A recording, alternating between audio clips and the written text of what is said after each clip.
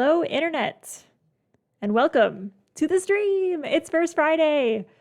If you're wondering why I'm streaming on Friday, that's because at the first Friday of every month, we invite a guest GM to bring some chaos to the channel and mix it up a little bit. And I am so thrilled to be playing today with some new faces on stream.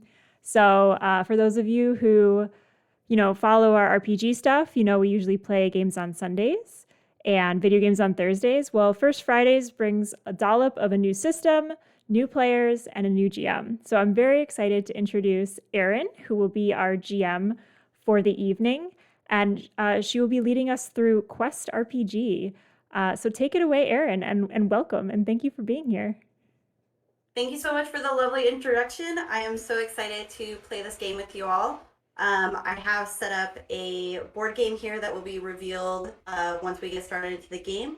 We're going to be playing a RPG called Quest, and it is a very basic kind of version of D&D. It uses singular D20 dice and all of the actions and rolls and everything, and it's really just launched my imagination to create my own world called Luna Cay, which is a tourist island. And in our main game, we have players who have been invited to the world on an all-inclusive vacation. And so they are traveling along all of the different routes.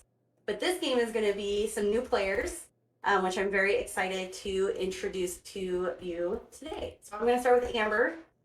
Hi, I'm Amber. I'm an artist, and I'll be playing a fighter today named Kitana. She's known to her friends as Tana. She's from the northeasternmost town of Luna Cay, originally Mount Alay, where they're known for their serious martial arts trainings in pugilism and fisticuffs. So, Tana is she's hanging out, checking out the festival scene and traveling around to scout for talent for those who may have the ability, or they may have, be able to come back and compete in the Herkendirk's Pugilist Championship. Yeah. So she's out looking for talent and looking to maybe, prove herself and get into some fights here and there. Pugilism, it's not necessarily a negative thing. It's friends fight with each other. Let's have coffee and fisticuffs, or it's a good way to bond with your friends. So. A little rough and tumble. Yes, a little rough and tumble. Here. Yeah. Thank you so much, Amber. Yeah. All right. Hi, my name is Dennis. I work at a tech company, and I also host a premium D&D service on Airbnb experiences in this very set. If ever you find yourself in the Seattle area, I would love to have you drop by the D&D experience. I'll be playing Herman the Ermine, an urban herbalist, and I'm going to be the party's naturalist. People see me, they really first notice my pink boopable snoot and my fuzzy underbelly and the white diamond fur spot on the top of my head. I wear like a nice green tunic and have brown glasses. I walk around on my hind legs only because, I'm on the above ground. I normally come from Town in the Deschler Islands, where we're really good at ferreting out rodents, and we have pest control companies like no other in Luna Cay. But for my 5th birthday, I want to go chill out and take it easy and go party. I have this really great, for my birthday, I got this really great coupon book that has all these awesome deals. And I'm going to go find them and get 2-for-1s on special drinks all over the place. I'm looking forward to finding some really stiff drinks out there with my friend Tana and my buddy Raymond, who's playing. Anyway. All right. Yeah, I'm Raymond. I'm an artist and a writer, and a lot of my art topics tend to be fantasy and science fiction. And I'll be playing a character named Bach Untool today, and she is a sea elf who she is stranded from her homeland. Her underwater city of Durans was destroyed by monstrous half-shark, half-men creatures, and she has gone searching the land for other sea elves, but also just to meet and interact with civilization. She carries a giant oyster shield that's one of her few artifacts remaining, from her city, and a coral spear that she calls Zool. And she also has a very large pearl that she uses for invoking this goddess that she has recently come in contact with, called Erin, the goddess of dawn. So she tends to be a little bit more serious, but has found some great compatriots in this a recent crab festival. She loves crab and sushi and all things water related. And so she's a sea elf of the highest caliber. Awesome. All right, Allison. All right, last but not least, coming in virtually as a talking head into your D&D space. I'm Allison. I run the stream, and I am going to be running an interesting character, I hope. Her name is Layla, and I'm going to use the awesome character sheet to share the ones I picked, because I picked some of the preloaded characteristics, but I think it suits her well. So she has a towering physique, sharp teeth, and vestigial antennae, and that kind of sparked this image of her as maybe a bug person of some sort that lived in an underground city at one point. She's since traveled to the surface into the very bright sunlight of Luna K, but is enjoying it for the most part. She's got a bug person sunburn most of the time, a little crispy. But she has, in addition to the antennae that have been kind of whittled down, gossamer wings like a dragonfly that she keeps hidden underneath a cloak just to, avoid questions as much as possible. She's worked as a bartender. She's very friendly, very gangly with like long limbs and kind of maybe an extra elbow in there, kind of unclear. And very clumsy, and she has these really big round glasses that she looks at you through. Oh man, this is going to be cool. Very exciting for our players. So, as we embark into the world of Luna K, our adventurers started in a city called Lighten Cape, where they were at a crab festival from a legendary deity crab that got exploded, which started a week-long crab festival. And there's a train that will be taking off from Lighten Cape all the way to Yuba City, which is on the other side of the island. And there will be many stops along the way. So I hope our adventurers are in for, I guess, some adventures. All right. So That festival was really great. you all have boarded the train and you are on your way. So here we go. Yay. All right, as the train goes across the beautiful landscapes of Luna K, I'm like so nervous. You are fine. Don't be nervous. We're playing a game. My face is like bright red, so I just had to acknowledge that. You are in a safe space. Okay, so our travelers are on this beautiful train that is going across the country, and you're going past these beautiful fields. You see the coastline passing you by as you leave Lighten Cape, and you're going into the middle heartland of Luna K. And you've been on the train for quite a while, probably about 6 hours, and you're starting to get restless. There's no restrooms on this train. There's not really any snacks or They lied to me. This coupon book says that they had us 30% off of Bloody Marys in the galley in this thing. Dag nabbit. But luckily for us, there will be a stop coming right up that boasts the world's smallest ball of yarn. So it is up to the group whether you would like to. There's a little pull tab. So if people would like to stop, they have to have at least a 40% bell ringage to stop at this station. World's smallest ball of yarn. I'm 3 foot 11 inches tall. How high up is the thing? The bell pull, it runs along the side of the train along all of the seats. Oh, okay. So you can. All right. I have to just reach up to where my face is, and I could grab it. Okay. Ooh, I don't know. Ball of yarn. I could kick one of those around. Well, they probably have some delicious snacks. Yeah. I mean, if it's a shoreside attraction, that it probably has some sort of snacks there. And I have some leftover like dried kelp and seaweed that we could perhaps Like if they don't have anything, I still have some snacks left over from that crab festival. I think at this point Layla will burp a little bit, and a little piece of kelp is hanging out of her mouth, and she looks at you very guiltily. Had some kelp. Had some Coke. Well, there's a little bit left. I'm happy to share. I didn't know you were saving it.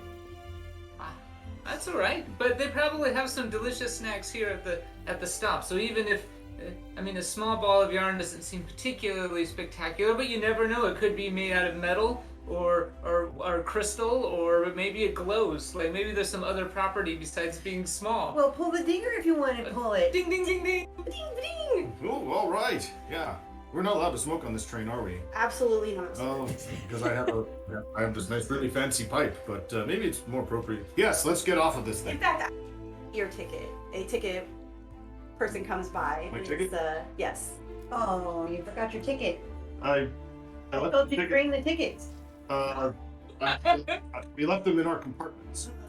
That simply won't do, sir. We're gonna have to kick you off. That's okay, Ermin. I grabbed your ticket. You were passed out the other night for partying so hard. I opened up what looks like a wizard book that has a little waterproof types of seaweed and stuff etched on it, and in between the folds there's a couple of tickets there. See, I made sure I got your back. I saw that you were probably gonna drop that and Oh, thanks, boss. represent his ticket. Next drink's on me. The staff takes the ticket, looks at it, is like, well, I mean, I only started yesterday, so I don't actually know what the tickets look like. So yeah, I got this. Thanks. Hands it back. Layla will kind of come between the two of you. She's got these like long, just I don't know, multi-jointed arms, and she puts them on both of your shoulders and just kind of like stoops down over you. She's like 6 foot, I don't know what I put, 11 or something, really like just very tall, head scraping the ceiling. And she's just like, was that a lie? No, I really did have those tickets. Oh, good. Okay, I don't like to be untruthful. And she just kind of unfolds and sits back in her seat. The staff just looks and just turns and slowly starts to walk away after seeing. You don't get paid enough for this. All right. So, anyone else want to stop at the world's smallest ball of yarn? I'm in, or I guess out.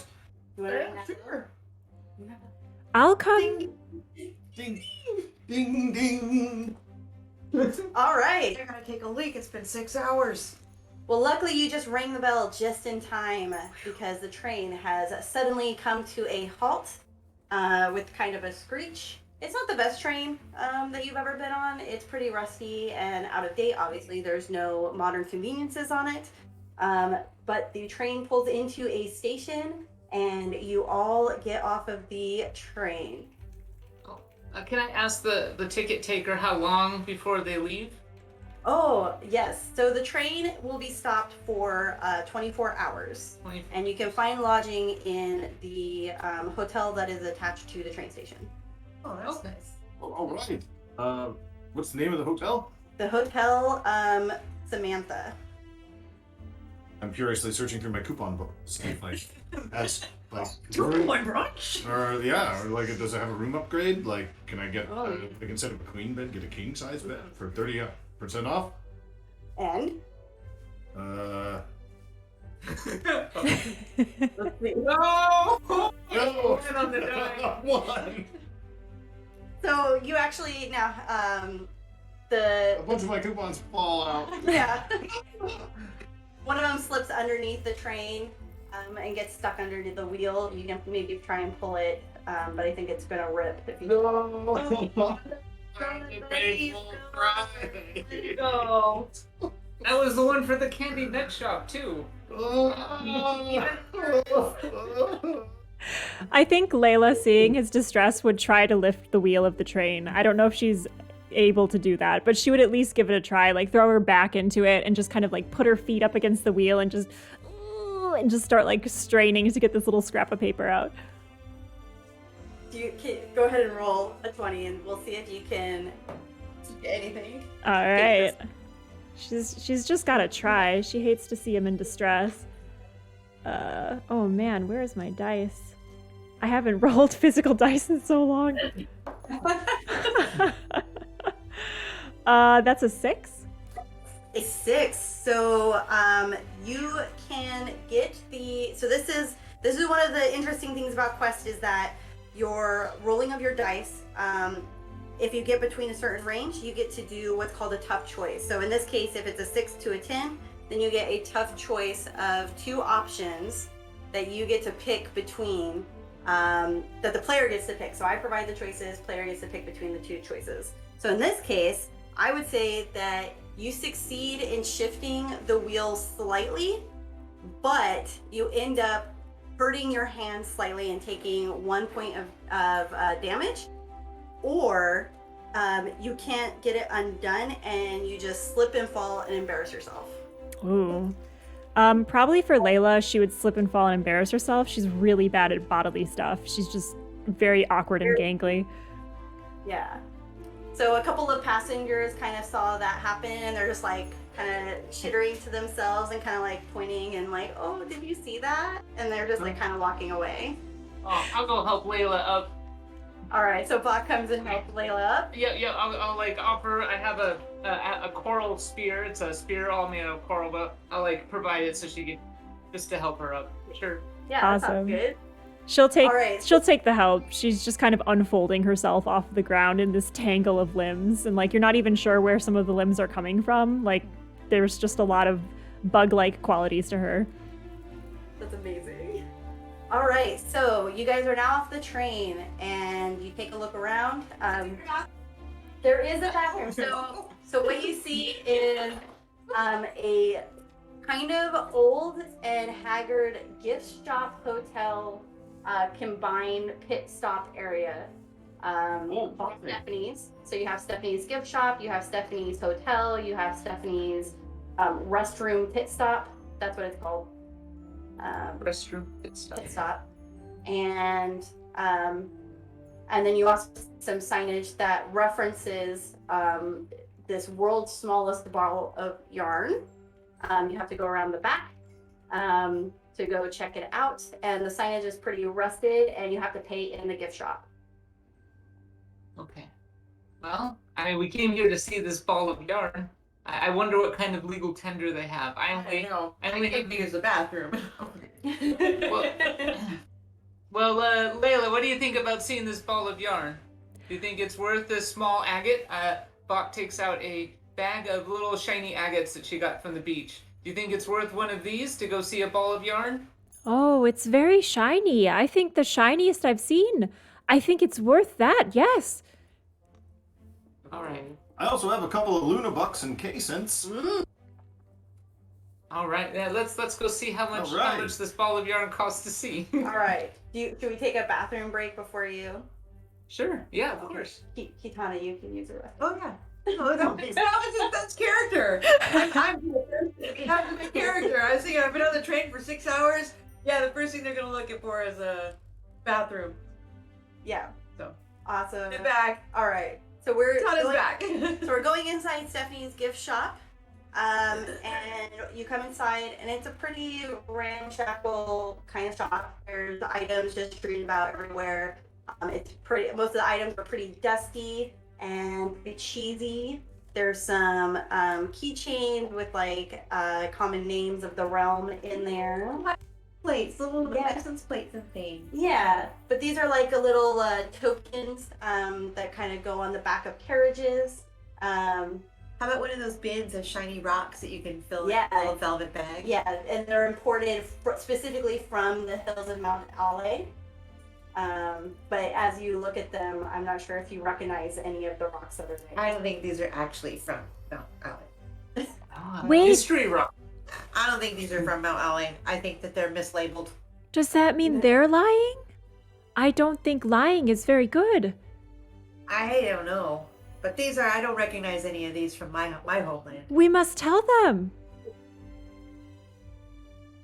There is a desk that is at the back of the gift shop. Layla and adjusts her glasses. They're like big and shiny with the light, and she's like, we must tell them. Yeah, I mean, if maybe there's some other story. Like, who knows? This could be mystery rocks. If All they're right. not from your place, maybe they don't know the whole story.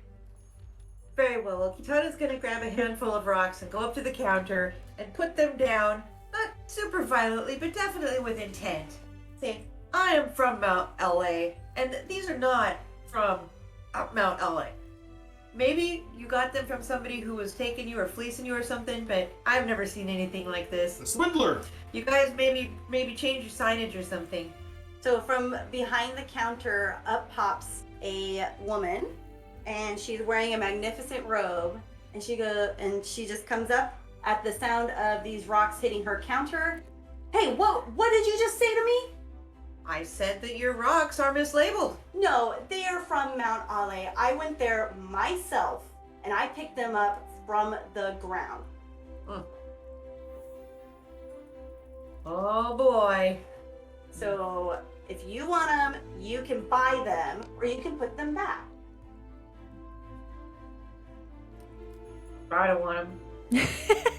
I would like to use one of my powers, which is Soul Gaze. I'm gonna, Ooh. as this kind of is transpiring, Bach will kind of stand off to the side and pretend that she's looking at some key change and, just trying to be inconspicuous to get a good kind of side view of of perhaps this is Stephanie herself. And as she does so, her eyes kind of change color and the nictitating membranes of a second eyelid kind of goes over, and she'll use 1 AP to cast Soul Gaze, which hopefully allows me to see the ideal and flaw of this character, perhaps something that she overlooked. Right, as Bach is doing this, Tana is like, well, where did you pick them up from? I've lived up there my whole life, and I've never seen anything like that, and I don't know what you're talking about. I think you're trying to pull a fast one. Either that or somebody tried to pull a fast one on you by selling you the wrong rocks. But in any case, your sign is wrong. And Stephanie's over here basically talking over Kitana. Listen, hun. Yeah, listen here.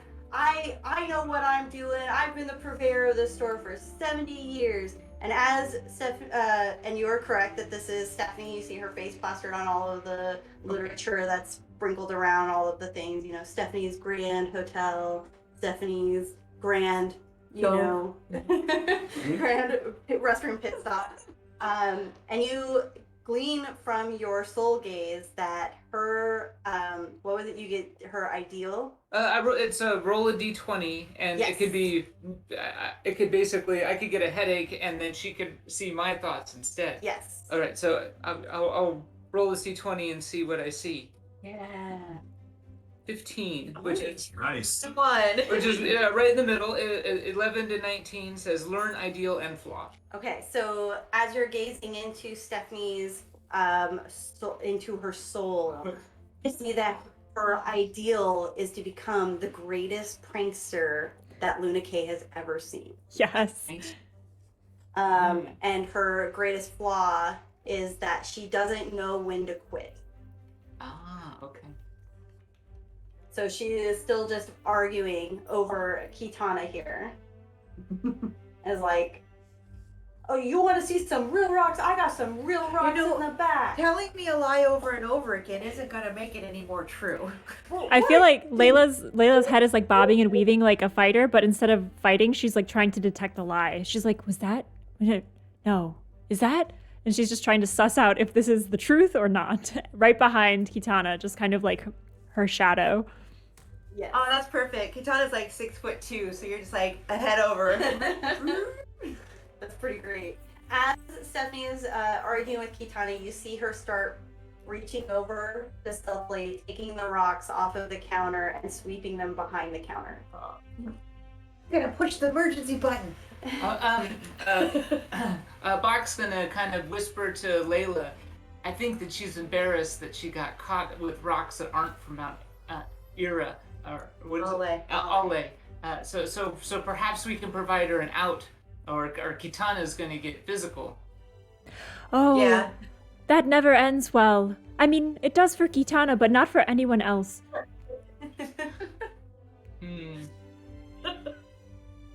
Well, we do want to see that ball of yarn. Maybe we can offer a trade, and in some way. So, as you said that, Stephanie perks up when she hears ball of yarn. Oh, you want to see the world's smallest ball of yarn? Did you just say that? Oh yes, we want to see that. It's Oh. very valuable. It's worth at least the cost of a small glowing rock. Oh, yes, let me see this glowing rock. I'll take out a couple of these agates from my bag of rocks, and say these are from the shores of what's the name of the place that we had the crab fest? Lighting key. Lighting Key. So these are from the shores of Lighting Key during the crab festival. The best agates that I could find. Let me see that. And she reaches her hand out. And I'll put a couple. Or to see some real. She pulls out like a spike, like one of those jeweler eyeglasses, and she's like checking it out, and she's like, yes, fine indeed, fine indeed. Yes, I think this will be enough if you all would like to see the world's smallest ball of yarn. And then she sets it, she just takes it from you. Okay. All right, come this way. And she Oh, boy. ushers you towards the some red curtains on the side of the counter, brings you back to a back room that is dimly lit, and in the center of the room is a pedestal with a small ball of yarn. It is about 1 inch high, and it's purple. All right. Here it is. Here's the world's smallest ball of yarn.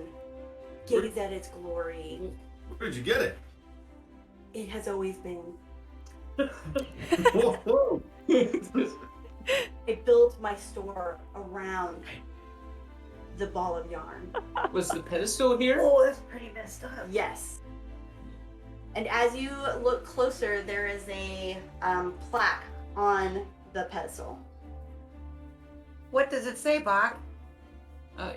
Yeah. What does the pedestal say? I'll do my best to read it. I can read books, but I don't know if I can read this language. Yes, you would be able to read the language. So the plaque on the pedestal says, "World's smallest ball of yarn," but there is a tiny asterisk by the word "smallest." I will squint down there, and I'll invite Layla and Ermin to look. What does that say? What does this little text mean? You have hexagonal eyes. Perhaps you could decipher its meaning. I wonder if she's learned the language here yet. Probably like rudimentary, so she might make out like every third word or something. So as you guys are peeking, trying to see the fine print on this plaque, Stephanie comes up and is like, I see you are discerning patrons of the arts.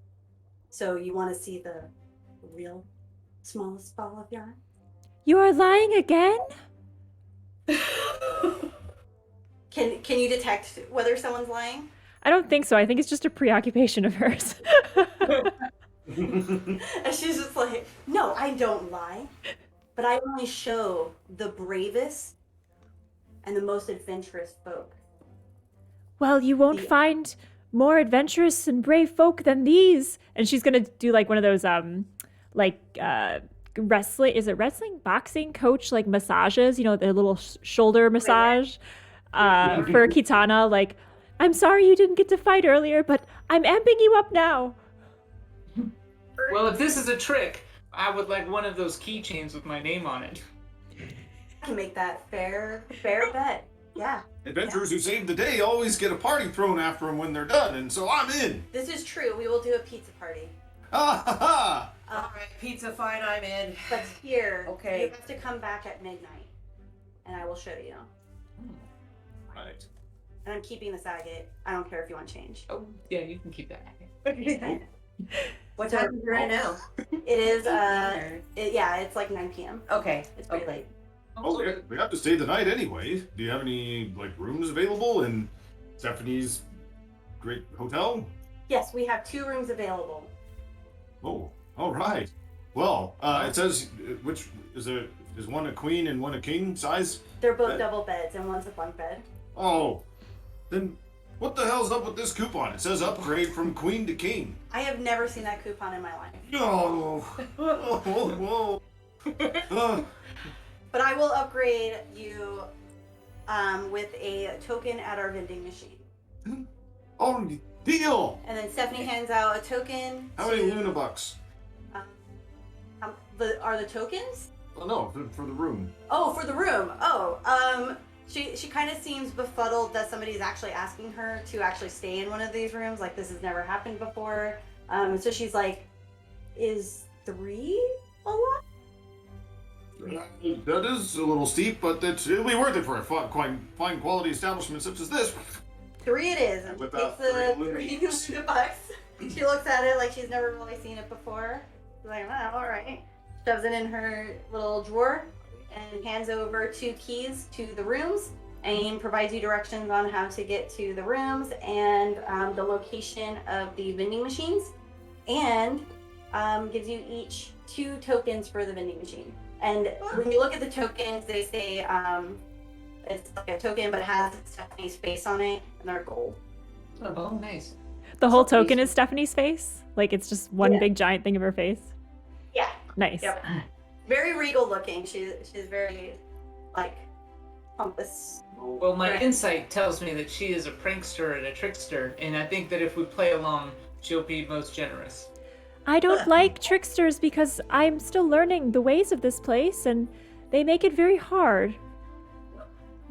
It's one of the better ways to learn about a culture, actually. Is backwards? Yeah, practical jokes and pranks. Yeah, And pugilism. and And fighting. of course. Oh, Yeah, a lot of humor I just don't get either. It's just beyond me. Maybe that asterisk was a joke and we missed it. Luna K is not known for its humor. What a great line. And with that, Stephanie is like, what are you guys still doing here? The store's closed. We're on our way. Alright, we'll go. I call it my bed. I wiggle dance off in the direction that she said. My tail flaps around a little bit, and my bindle like sways on the back of my spear as I find my way to the room. And as you leave, she's like, see you at midnight. She whispers. Whoa. Do any of us have watches? Like to tell time? Yeah. Nope, I don't.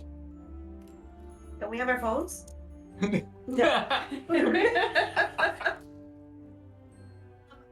You're probably at least well versed in the Luna K moon cycles to kind of know when approximately midnight would be. Yeah, At least Kitana would.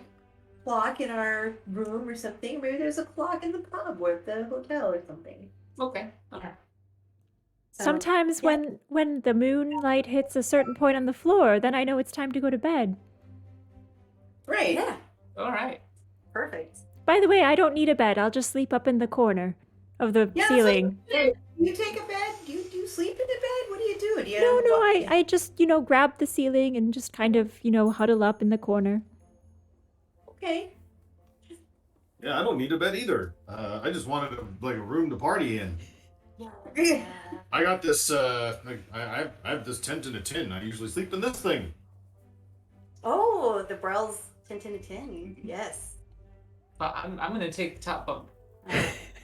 You guys want to check out the vending machine? Yeah. Yeah. Of course. Yeah. I got one token. Yeah, I ain't gonna Let's leave forget it. It's like 2 hours. You're gonna take a nap for 2 hours? I just gotta use it. At least. Yeah. I take a little power nap. Sure. I get out a really fancy looking pipe and I grind up some green herbish looking stuff. Hey, she said no smoking. No, that was on the train. I know, and smoke away. Look, there's a deck out here, All right. and This place doesn't really look like no smoking is a rule. At Stephanie's Grand Hotel and gift shop / restaurant pit stop. I use my burn ability as I wave my paw around, and it gets uncomfortably hot for a second, and I culminate it into the ball of the swooping pipe, and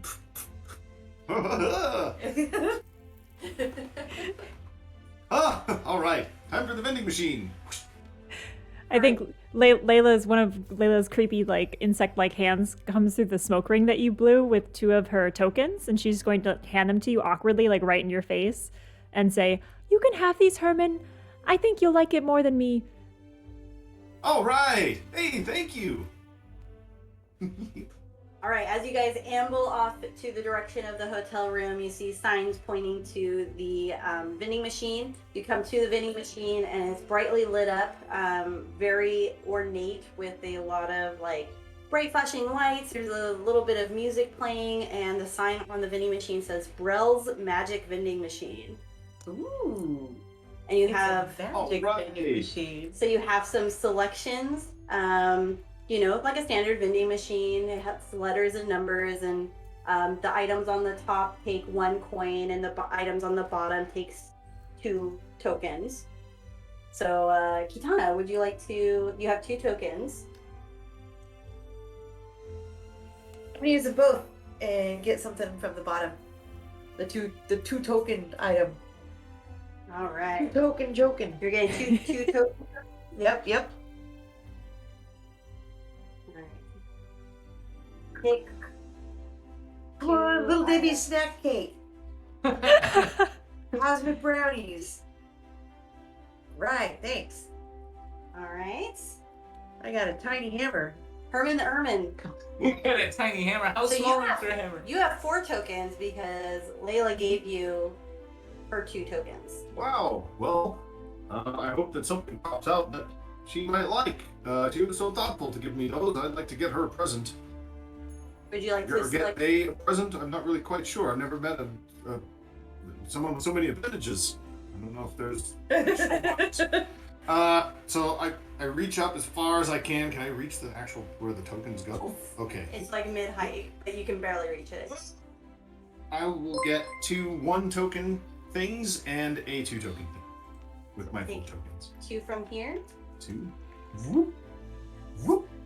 and 1 from here.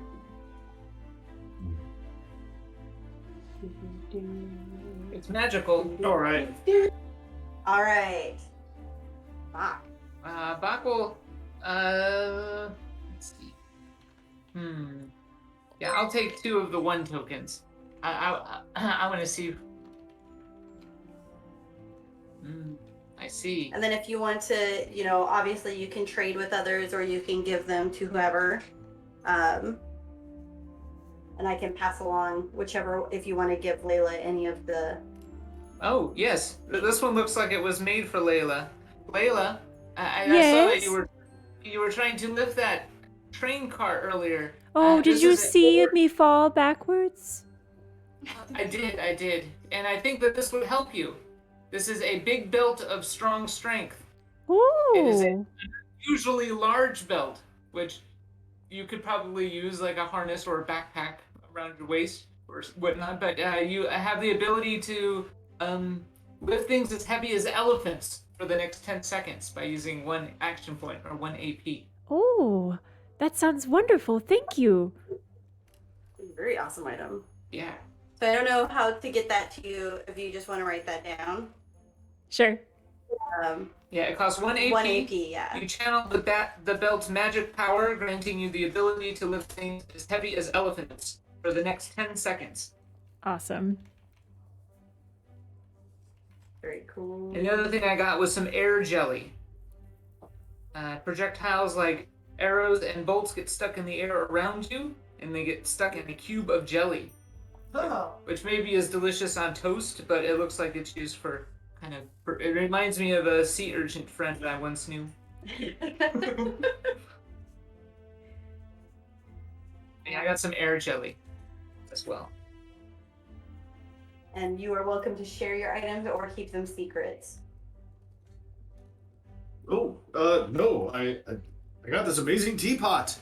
This thing will be great. Like, we can have tea parties with all sorts of people with this thing. Oh, we got jelly and tea. Yeah. Just need some toast. Now, Herman, is it really tea this time, or is it the special tea? Oh, no, it's specialty. That's what makes it so great. Oh. See, now I know the difference. Oh, you will. I have this. Also, I think that you might like this. And I'm holding aloft a container that has a bunch of gauze in it. But it says on the back that it's used for more than just, cuts and bruises. It can be used on things like broken metal things or whatever to repair them. It can be used to repair broken metal weapons, like swords. When the gauze is wrapped around us like a severed weapon, it welds the weapon back together in a flash. And there is enough gauze in each container to repair one weapon. Sentient weapons will know that you saved their life. Oh, Awesome. That's kind of cool. Are you going to keep your item secret? And then, Oh, no. Oh yeah, you have more. another item, huh? oh yes, I also have a magic sword that, and I wave it around. It does 2 damage, and it looks like it's enchanted with a number of phrases to utter whenever it strikes a creature, or whenever it senses its owner feeling negative. It will say something like, "Cheer up, buddy!" But occasionally it misfires and blurts out things like, "Live, laugh, love," or "You suck." It's a very gimmicky, like kids type toy. Like you've recognized these before. Yep, it's called a Kitchblade. So yeah, do you want to fix things, or do you want to be encouraged when you're feeling down? Oh my. Well, I gave my tokens to you, and now I have more items than anyone. Well, I use this spear, so it's much more better for like getting those pesky rats and maybe going fishing. No offense. But so I don't have any. I don't know if I can use this really. Any of you guys slash around with swords, or any of you cooks and chefs and can use this to chop up carrots? And use it as a sushi blade. Ooh, Yeah. Right? yeah. Maybe it can help detect food poisoning. And it'll tell you how amazing your sushi cuts are. Oh, nice. Kitsch. You're great. All right, Alright. Kitana, you want to share yours or keep I'm- a secret? Yeah, Katiana got a tiny hammer. It's so little. For 2 AP, you activate the hammer. It feels big and strong, and the next time you gently tap it on a boulder or other large stone object, like a bridge or a wall, the stone shatters into tiny pebbles. Oh. Right. That's and then I awesome. got some. The other one that, Katana's not really aware. She doesn't really wear dresses. Bach wears a dress, though. So there's a dress of many pockets. Ah. It has many pockets. Yeah, It's, Bach. it's like basically a dress of holding. Yeah. Nice. Yeah, So- Bach but- only has one dress. The pockets go into like an interdimensional space, Whoa. Yeah. so you can store things there and then retrieve them later. Yeah, I would totally use that. All right. It's kind of small for Kitana, so yeah, she's gonna give it to Bach. All right. Oh, thank you. Yeah, I doubt that's really a size 8. Yeah, usually when I go swimming, I don't wear dresses. I have like my aqua gear. But yeah, all of these festivals seem to have the need for festive. But yeah, you can hold it to all of our souvenirs. Oh yes, Oh, especially if I can get one of those keychains with my name on it. Yeah. Thank What if you. you could take all of us in it? We could get in your dress. Can we live in there? In the pocket. Oh yeah, there's a special thing about there is if it rips, so never mind. Let me get in there. That'd be amazing. Yeah, I can store all of these small rocks, these agates that I got from the beach, and You got an agate pocket. now I have a pocket for all of those stones. Thank you, Kitana. All right. So you guys hang out in your room, and then Hey guys, it's almost midnight. Well, you guys want to go see what that crazy lady's all about? She's probably gonna surprise us at the last moment. Yeah, I don't quite trust her. I'm ready to just bonk her on the head. I trust everyone implicitly. I'm trying to do better about the violence. keep it under control. Yeah, you gotta keep it cool. Just keep cool. Cool. Party down. Yeah. A true martial art controls their emotions.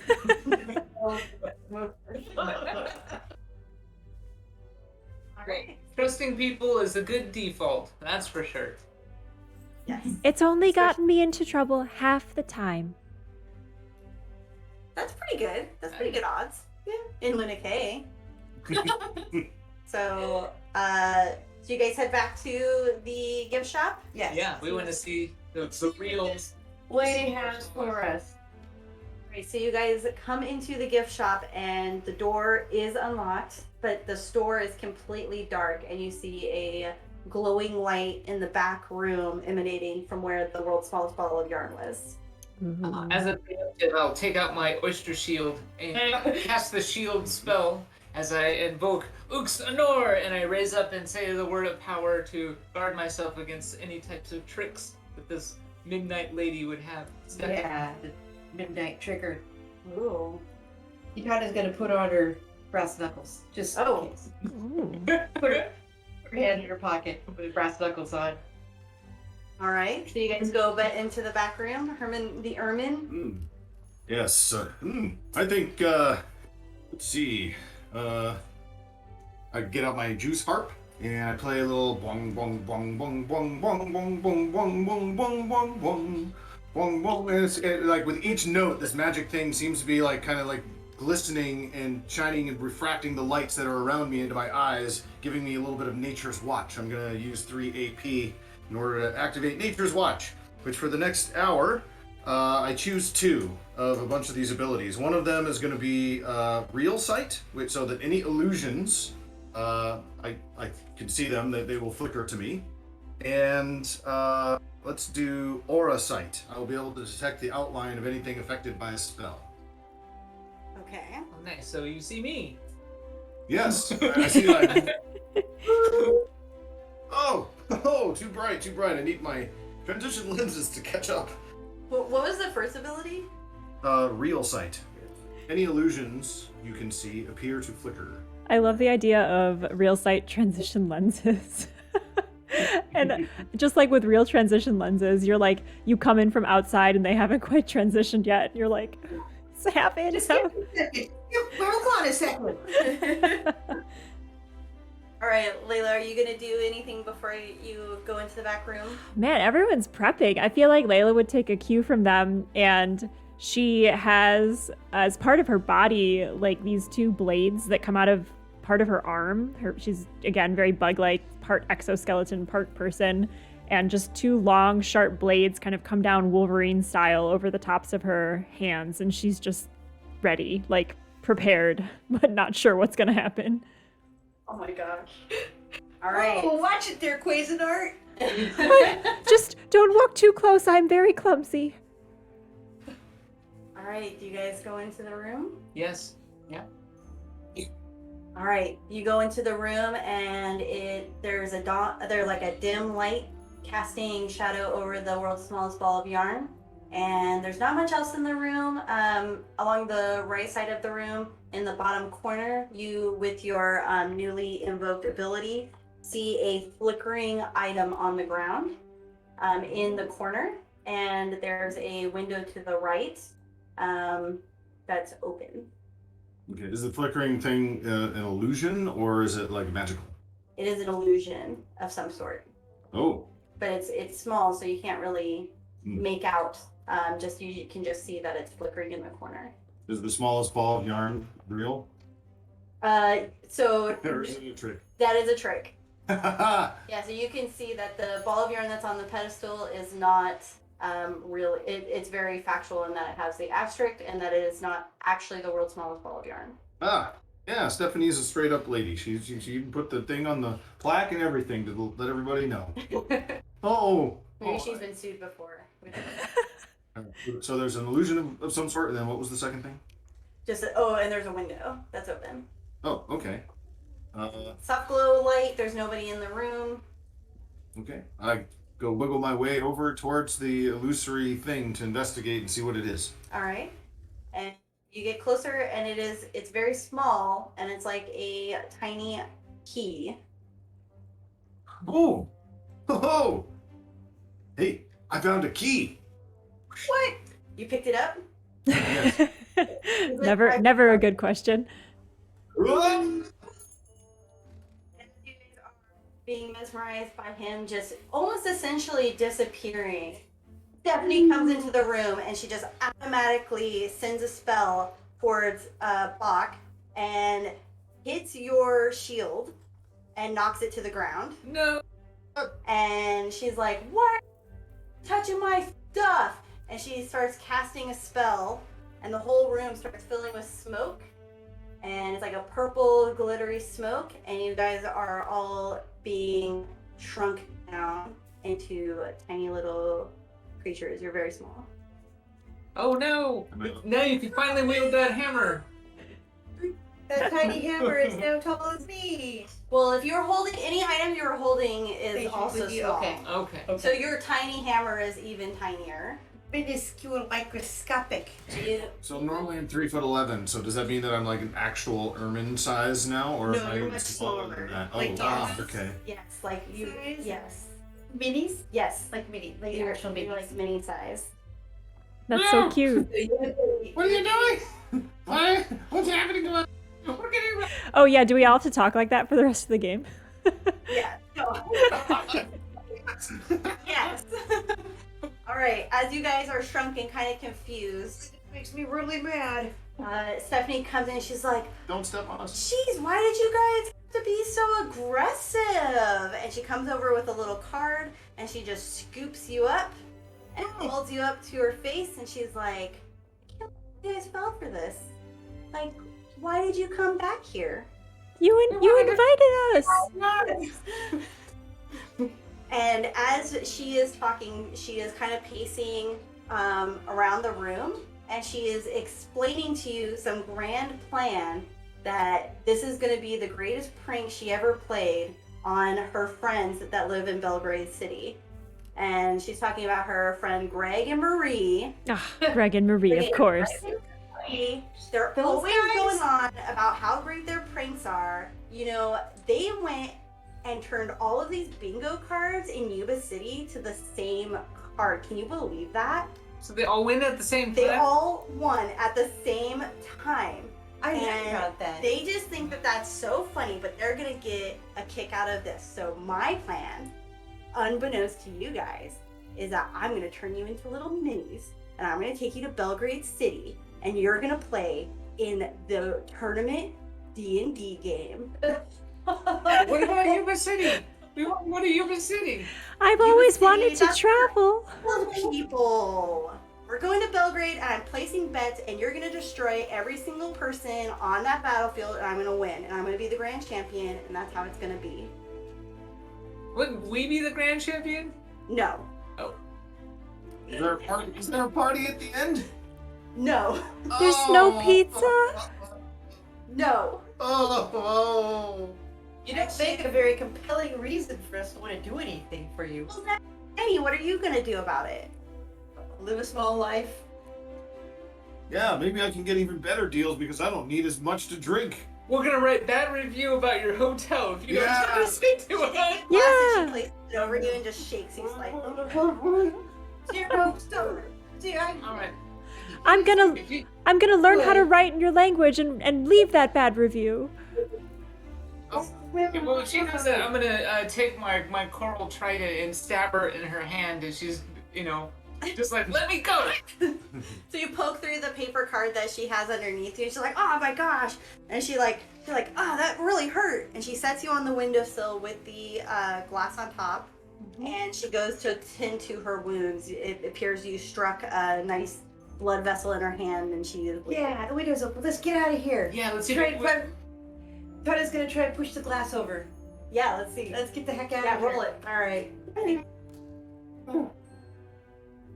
7. That Okay. is a tough choice. All right. So you managed to knock the glass over, but let's see. What are some good choices? You all fall out the window, or you are just hanging on the ledge on the outside. I didn't see how high up it was. It's probably pretty high. We'll hang. Yeah, well, hey, I could. If We'll hang. You'll. Yeah. All right. So everybody. We're hanging off the ledge, guys, but the glass is gone. can I take some of this air jelly out of my pocket and throw it down below us so we can Ooh. fall on the air jelly instead of falling on the ground? That's freaking genius. Okay. Yeah, give Yep, it a love try. it.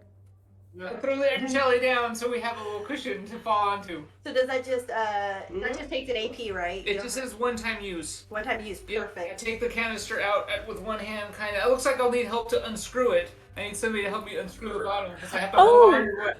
Let me help. She tries to help and she's got her blades out still, and so she's just coming at you like a big can opener. Like, ah! Put those away. Well, even if you break it, like maybe she breaks the glass and falls down, the air jelly comes out. At least we have the parachute. type Yeah. thing. All right. Yeah. So a big blob of jelly lands on the ground, and you guys. It looks like it's safe enough for you to then jump. All right. I'll jump. Bach jumps. What is this? All right. The little ones jumped. All right, now I'm gonna reveal the game board. Oh, whoa. Ooh. Game board Oh my. reveal. All right, hot noises. Okay. You. Oh, it's so cute. All right, let's see. I'm kind of backwards on the directions here. Upper left. And for those watching at home, Erin made this game board. There. We'll go like right there.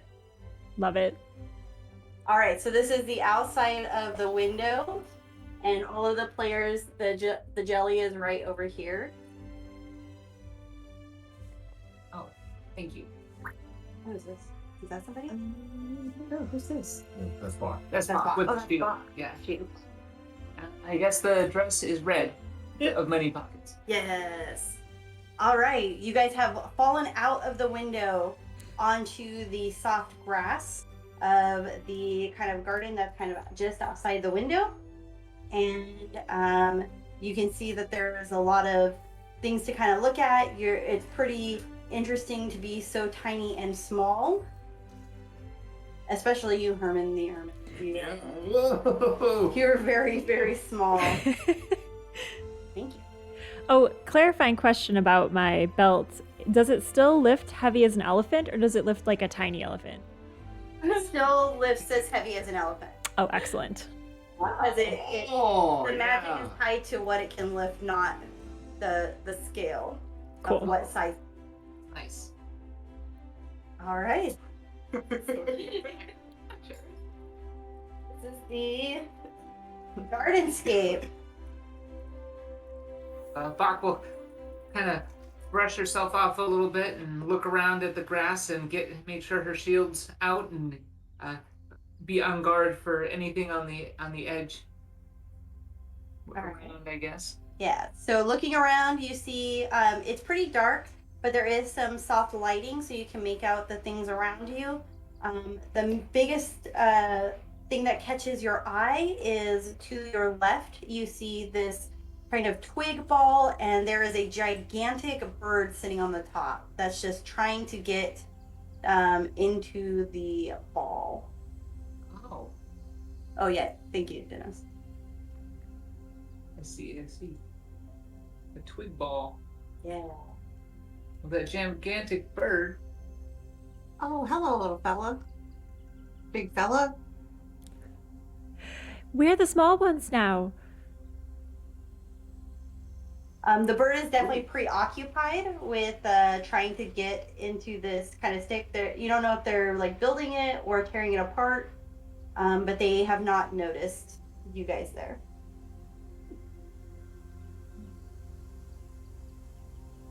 What's inside the ball?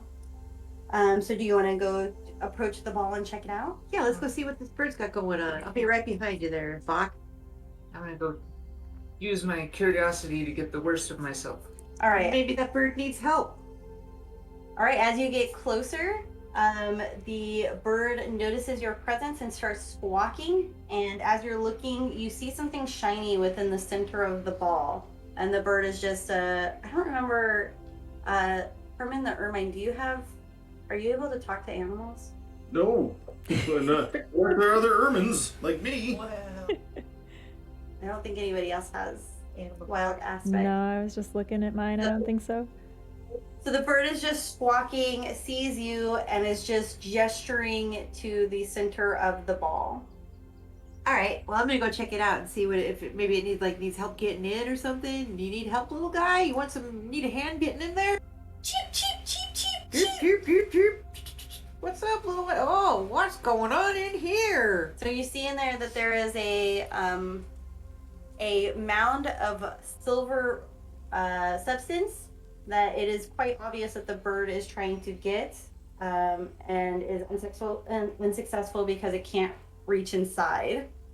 It's only got its tiny little beak, and it's just going cheep, cheep, cheep, cheep. Oh, can I punch the hole bigger? You can try. Yeah, I'm not gonna try and take it out or anything, but I'll punch the hole bigger. Try and let that bird get in there. Gee. Nice. Yeah, it was a success. Success. All right, so, So you 11 to 19 success. You succeed without compromises. awesome. So you punch a bigger hole into the ball of twigs, which slightly startles the bird. She flies away, but then kind of comes back and takes a look and pokes her head inside the ball and pulls out the shiny metal thing down here. So I guess I can put the bird down. Oh, little bird. Big bird. Whoa, big bird. Yes, very, very big bird. I feel like I could ride this bird into battle. Cheep, cheep. And she kind of just like is checking you out and just like kind of pushes you like over. What does the Lights. silver thing look like? It looks like maybe a child's candy, and its wrapper. Hmm. So Birds like shiny things. Well, there Yeah. you go, little one. and then it's kind of cheeping at you and like looking around and was like, oh man, I don't know, I didn't plan. I don't even know what birds do. I'll just give him his thing, and then I won't interact with that bird anymore. My work here is done. Buck, All maybe right. maybe it's like its money, like your money was shiny. Maybe this is the bird's money. Yeah, well, you could have your money there, little bird buddy. Cheep, cheep, cheep. Are you hungry? Do you like rat jerky? Like miniaturized rat jerky? I bet the bird would definitely like some miniature. Feed some bird. I get out some of my rat jerky out of my, my little satchel on the end of my spear, and I wave it up next to his beak. So the bird Its beak. hardly snatches it out of your paw Oh, and just quickly eats it and looks pretty happy, does a little bird dance. Burr, burr, burr, and takes off flying and flies to some different points in the yard. It flies over to this little pot. Oh my gosh, I lost my button. It flies over to this pot and then flies back to the group and kind of goes back and forth trying to indicate something. Hmm. All right, let's see. Allison, what would you, or Layla, what would you like to do? I think Layla has gotten pretty far from following folks who want to help and avoiding folks that don't. So she sees the bird trying to tell them something, and she'll signal to the rest of the group, maybe we should follow? Let's split up in case it goes to all of these different places at once. At least one of us can be by one thing. We're very small now. I'll go over to this corner. well, I know what it's like to be small. That's okay. I can just root around in the middle of this stuff. No problem. I'll head over there. I've never been small. I've always been the tallest person in the room. So this must be very disorienting to be so small.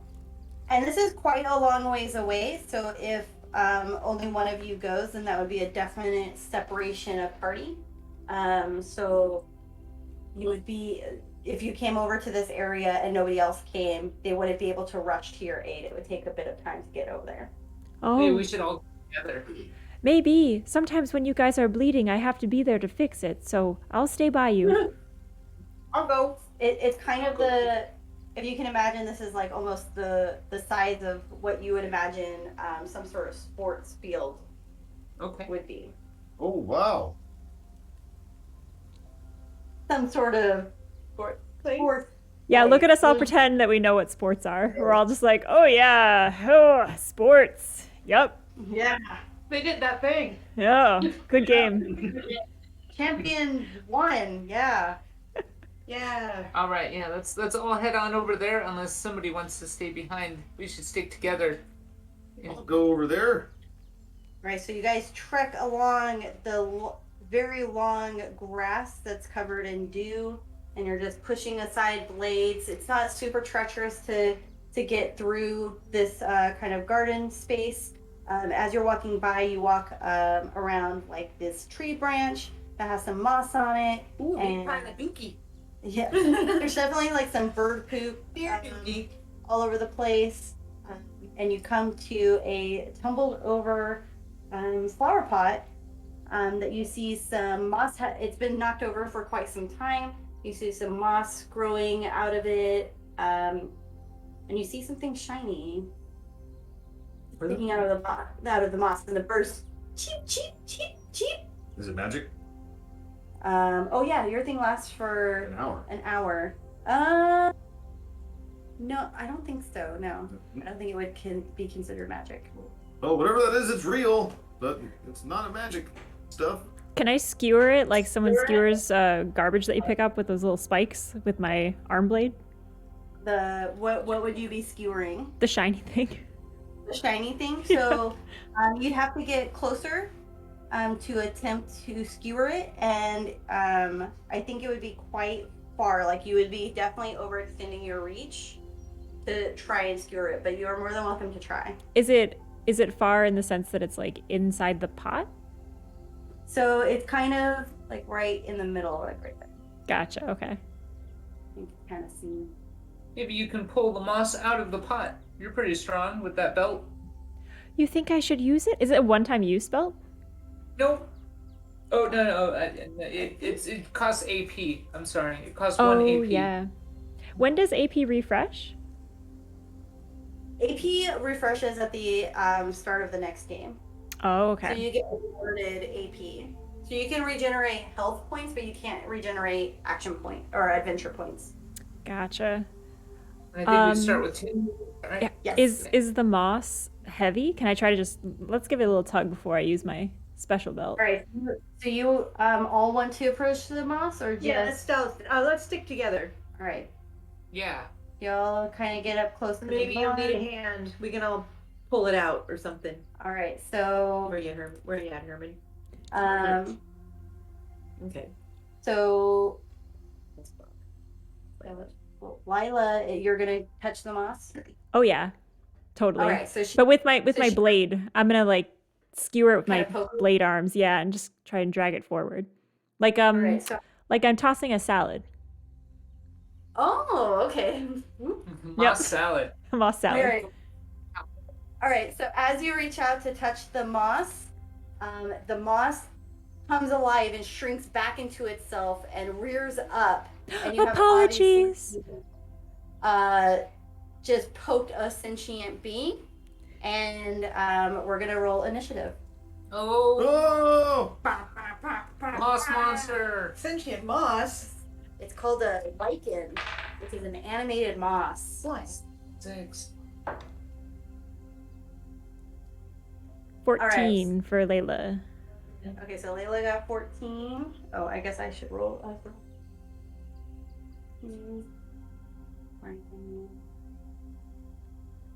Layla. All right, 9. 9, 7, 6. 6. So, all right, Kitana. And Bach. All right, but because you poked the lichen and it wasn't aware, you did one. I think what did your weapons have? Is it 2 or 1? Could you use both of them? Yes, I think it's 2 because I based off a sword. Yeah. So you shocked it, and you did 2 AP or 2 HP of damage. But the lichen is pretty pissed now because it was just like sleeping, and it's reared up, and it takes a swipe at you. Oh, look out! Oh, and it fails. And it totally misses. It's probably sleepy. So Sleepy Flash. Let's make some tea out of this. it's sleepy. Moss. And it's wildly like kind of flailing around, barely missing you guys. So, Layla, you will be next. Oh no, Layla was really hoping someone else would go first. Layla will. Oh man. I wonder, so it's sentient. I have this thing called Nox that says you touch a creature, giving them a combination of effects for the next hour, and you can choose up to 3 effects from the list. So does that just happen? Yeah. Oh wow. I would like to make this creature, if it's able to feel this, have a sense of relaxedness, as it says here, and maybe laughter, and just for fun, a little sweating. Ooh. Sweaty moss. Sweaty moss. Thanks. That's cool. Because that costs AP, right? It does. It costs 1. Yeah. So, yeah, you cast a relaxation spell, and the moss kind of just like, after it's reared up, it kind of just like settles back and it starts pooling some little dew drops of sweat onto the ground. Layla will look at Herman and say, "You were the inspiration for this ability. Your relaxed state." Oh yeah. Yeah. No, we all need to really chill a little bit. All right. Okay. Well, that was clever. I guess it is Kitana's turn. This lichen is just chilling. It's out now. Yeah, maybe that shiny thing is like a thorn in its side. Maybe you can just grab I it. can help it. Yeah, I think that Kitana's just gonna try and take whatever shiny thing is in the middle of the moss. And describe how you're gonna try and do that.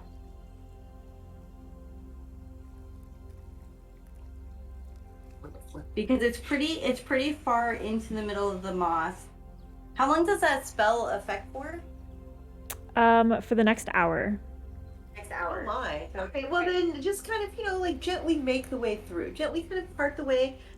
The moss is chill, You're Kitana's and not, sweaty. like, Yes. or anything. It's all moist. It's kind of like dew. You're getting some moss sweat. Moist moss, It's probably drying the poor mossy friend out. Here, I have a couple of water skins. I was gonna, I was getting a little thirsty myself, but here, maybe if you could use some water and make you feel better. Out of character, Yeah. I'm horrified at the thought of drinking moss water. Moss water. That sounds great. Mm. Well, no, look, I don't have moss water in my water skin. I have You regular could. water in it, and you can pour it on there. I'll do that. That you're collecting its sweat. So Kitana, you're gonna pull the shiny thing out. Yeah. So Gently kind of, gently. Alright, let's see. Let's give a roll and see. Yeah. Oh. Uh-oh. Alright, probably good. 10. I think you're good. It's a tough choice. Nice. Do you You succeed succeed? your action, but there's a cost.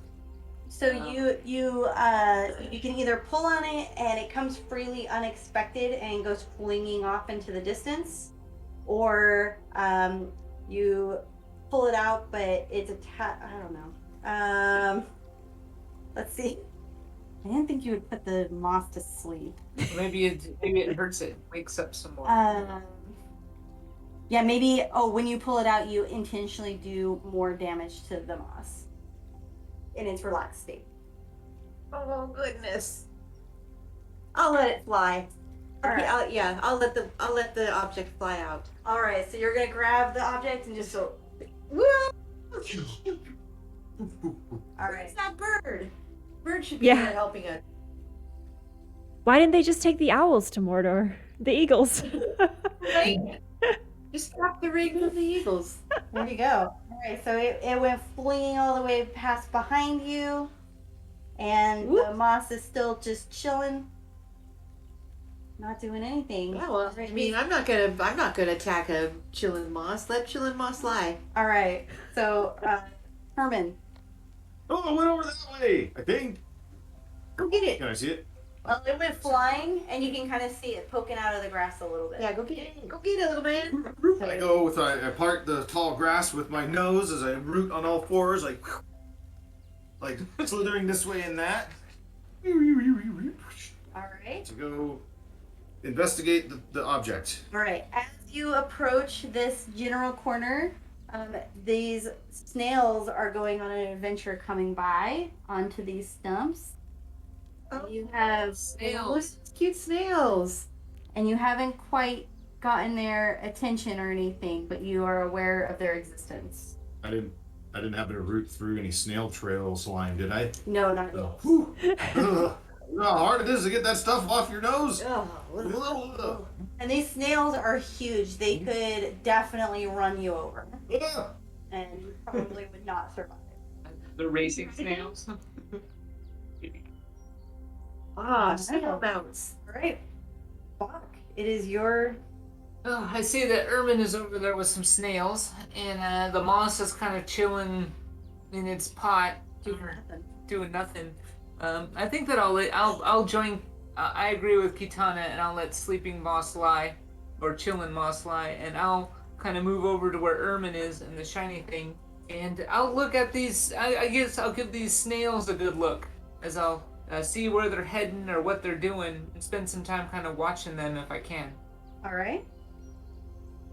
So you go over there and you also see these giant snails, and they are just like hanging out on this on some stumps, just sliming up the joint. They're enormous compared to you. They look quite dangerous, but they are currently not aware of your presence or anything that's going on. Okay, well then I will take my oyster shield and put it on my back and pretend to be a snail as I go over and try to get the shiny object. So you start Yep. I'll crawl next to Ermin with the little shell. with the shell on my back, pretending to be like a snail of some kind. One of the snail's eyes just kind of like goes and turns to the noise. So they're like turns back forward. All right, Layla, what would you like to do? Layla would like to go towards the moss and see, like, I guess she's just curious about the world. She's, from a different underground place, so all of this growth is kind of interesting. But she would know moss, I would imagine, being underground. So she's gonna go stick her head in the pot and see how deep the pot is, how much moss is in there. Just kind of suss out what's going on with the moss. Yeah, so you approach the pot there and you take a look inside, and you can see that the moss goes up into the top, and there's quite a bit of it laying on a bed of dirt. And you kind of just take a visual look at everything, and there's not really much of anything interesting inside there other than the moss. Layla will be fascinated by this, even though there's literally nothing interesting in there. And Well, she'll none of call the- out. What's So, that? like, glistening, since it's all sweaty, it's like glistening in the moonlight. Oh my god, that's awesome. She'll call out to the rest of the party. Yeah. This is so beautiful. It's like a fairy world in here. Very, very beautiful. I'm sorry I stabbed you. And she's going to like pat the springy moss with the non-bladed part of her hand.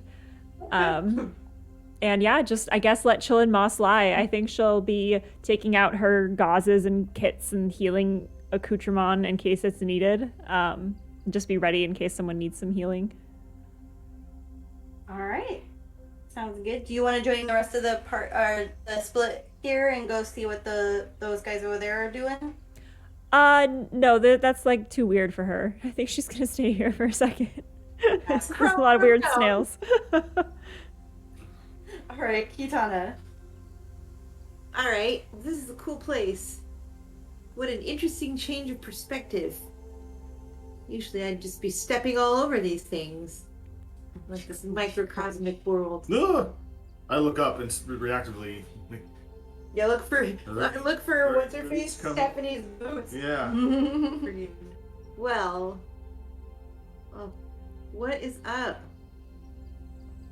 And as you're standing there, the little bird comes by, cheep, cheep, cheep, and is looking at you expectantly, like they're like, "Where's my shiny thing?" Cheep, cheep. That's a good point. Go get it. All right, pick it up. Sure. All right. Well, what about these crawling creatures here? Don't let them eat you. All right. Don't touch their slime. I was actually talking about the little ermine and this little, little tiny guys crawling around. Somebody with a little oyster shell. Okay, yeah. Don't kick my nose. I'm gonna go and try and see what that is. I'm gonna investigate it. All right, so you're gonna come up and take a look at the shiny thing, and it's not too close to the snails. It's not close enough really to like alert them. So you could probably try and pick up the shiny I'm thing. gonna do it. All right, you're gonna pick it up. I am. All right. So you pick it up. Yeah. And what do you do with it? Erin, just so you know, you've moved out of the camera frame. The bird wants it. Yeah, I'm gonna look at it and maybe toss it at that bird. Cheep. You're gonna throw it at the bird. Not at the bird to hit it, but like at its feet. You know, like here you go, man. You seem to want this thing. All right, so you toss the shiny thing at Yeah. the bird's feet. Yeah. What is it? Is it the same thing?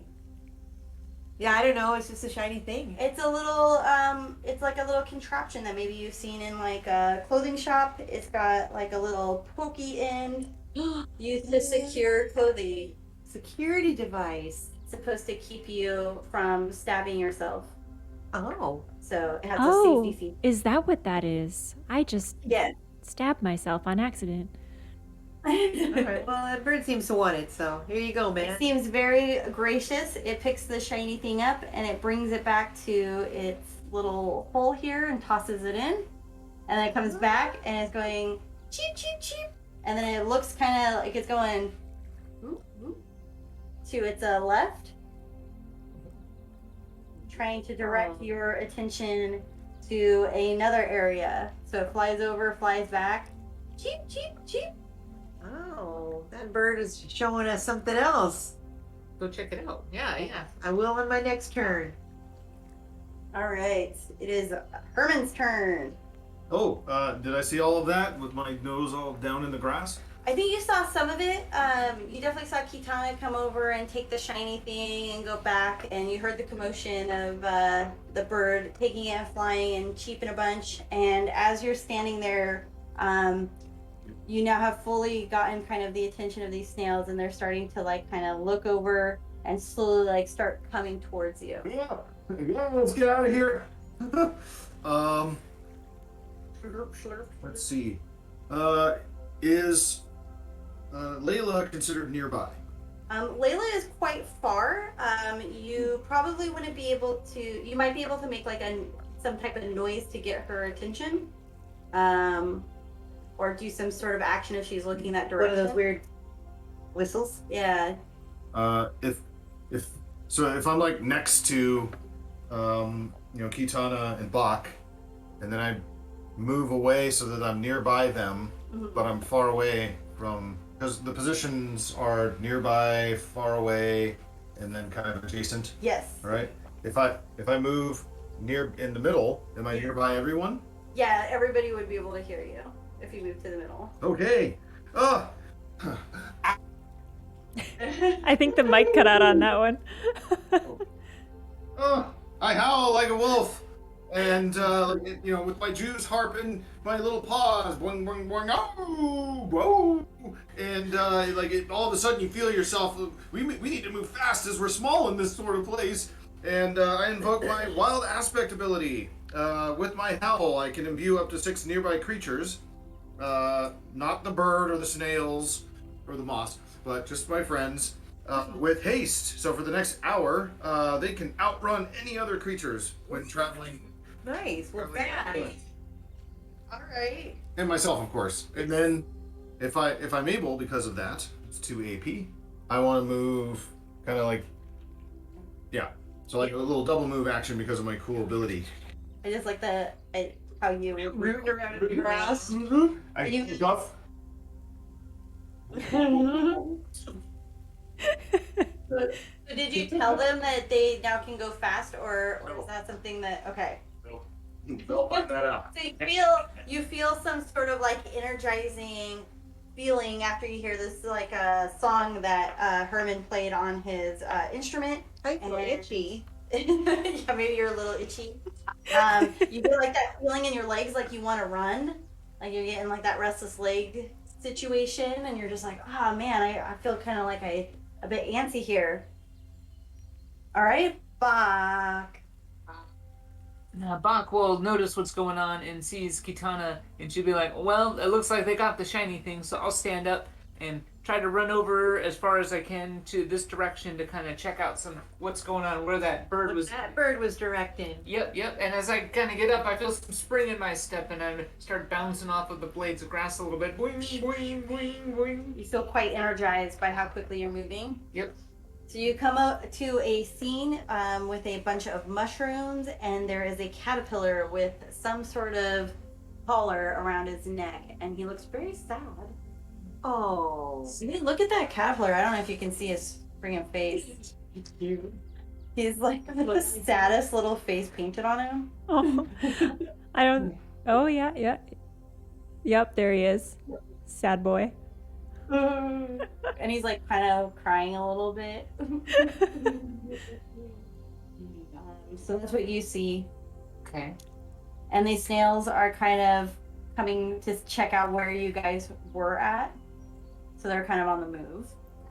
All right. I will approach the caterpillar to see if the caterpillar will let me get close enough to examine the metal thing. He kind of backs away from you and kind of, because he's kind of in like a little alcove, so he kind of like pulls back once you start approaching. All right. Well, can I get out a little piece of that kelp and put it like on the ground in front of him? Maybe he'll come back out and I can watch. I'll make sure that I don't look threatening or anything. I want to get a closer look before I see. But my guess is that the shiny object is also something that the bird wants, and if I could do it without Getting it off of that little guy's head and it's stuck, he looks sad. he looks sad. But It's stuck on his little head. so yeah, I'll put some kelp snacks down on the ground in front of the caterpillar. Nice. All right, so you put some snacks out there. He seems to kind of look up, and he's like,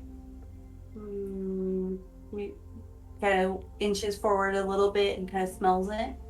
And he's like, So he's taking his time, kind of investigating. Okay, well, even though I feel antsy, I'll be patient and wait.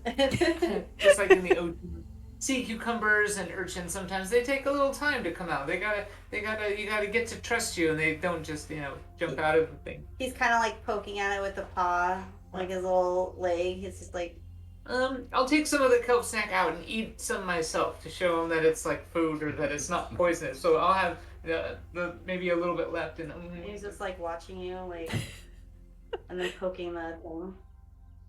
He's like, I don't know. All right. Well, I'll give the caterpillar some time. So this will take some time. And in that, the the bird sees that the snails are coming, so he kind of flies back, waiting, expectantly watching what you are doing with this caterpillar.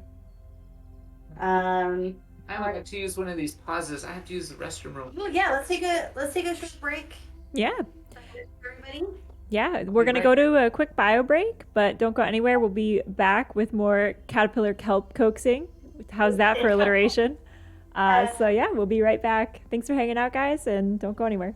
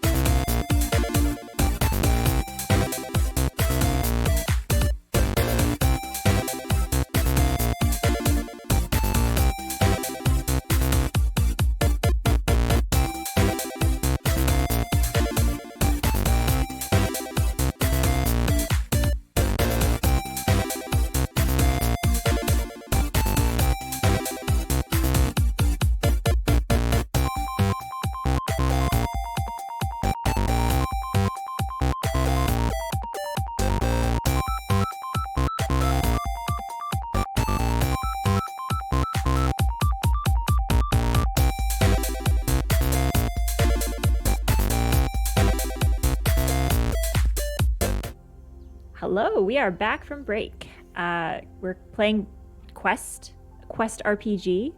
For those of you who are unfamiliar, it is a 1d20 system. Let's see if I can get that in frame. I am rolling physical dice today. For those of you who know me, I rarely do, so this is exciting.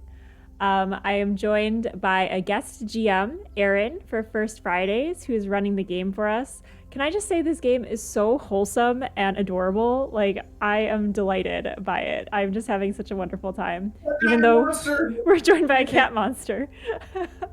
But yeah, I will turn it back over to you, Erin, to take us back into the world of Luna K.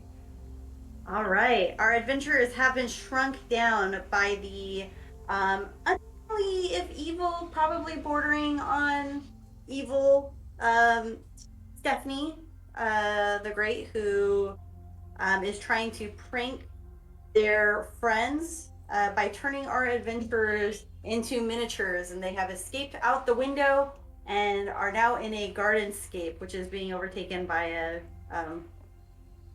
cat. I hope it doesn't have to roll for initiative. I think my money's on the cat. Yeah, I think the cat's gonna win. Come here, buddy. This is Claudius. Oh, Claudius is a gentle little kitty.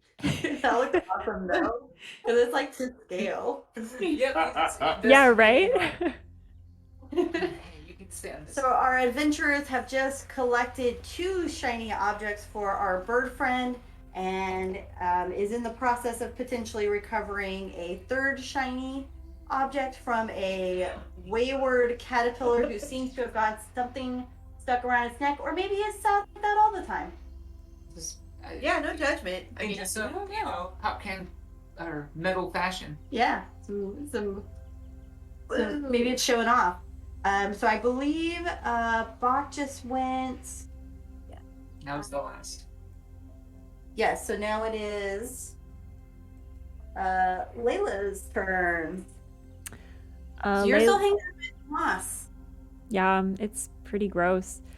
I think Layla will, having seen, I guess, just see Bach run so fast that this is very interesting to her. And she'll think to herself, did we get new abilities? Can I? And she's going to take off her cloak and then reveal her gossamer dragonfly wings and like beat them like as they flutter on her back and be like, can I fly now? And she's just going to start running, and she's just going to run really fast, and she thinks she's flying.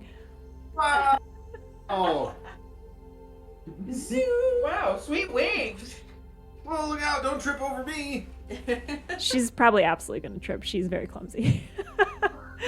She's going to run as fast as she can towards Bach, and the whole time she's like Naruto running, she's going to be like, I'm flying, Bach, I'm flying! She runs towards Bach. It's like in Stardew Valley when you're running and you trip. Totally. Or in Animal Crossing, yeah. All right, so you run up to Bach, and Bach has placed some seaweed onto a log. Is trying to coax out a little caterpillar that is very, very sad.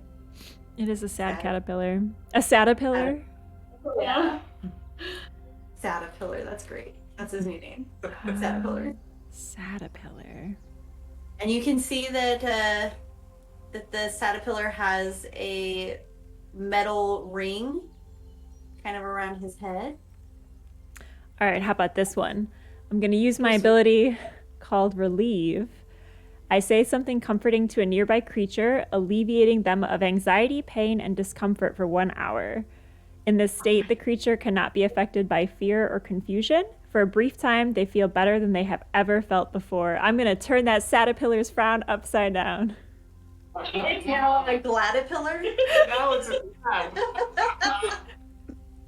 Okay, the now Gladipillar is like really feeling itself, and it's kind of now doing a little fashion stance, and it's just like, showing off his little shiny collar. Love it. Takes up the little seaweed that Bach had placed there and just starts munching it. See? And just kind of strutting its stuff. I think Layla will look to Bach and say, sometimes when you're not feeling well, you don't have an appetite, but now it's hungry again. A very hungry caterpillar, one might say. One might say. All right. I think that's a pretty good turn of events. So now we are moving to. I do Tara. spend 1 AP on that. Oh, perfect. Okay. All right, Tana's gonna go check out what's going on over here. What's the action, friends? I feel so fast. And you come upon a Oh scene my goodness! of what you can only interpret as a caterpillar fashion show. Hieronymus. I stumble upon a Hieronymus Bosch painting here. Yes. And it's just this like caterpillar that's just getting increasingly sensuous with its body movements and showing off its little neck Segments. piece. Oh man! Yeah, I some wait a- segments. that little neck piece. Well, I guess if the bird really wanted the neck piece, it could eat the caterpillar. We'd be doing it a favor by stealing it, giving it back to the bird. Might save its life. Yeah, it went back. The bird definitely looks, from my angle, the bird is definitely looking pretty intrigued with what this little show that this caterpillar is putting on, and it's kind of, if it could lick its lips, the bird, it would probably be doing so right now. Oh, Yep, that checks out. Yeah.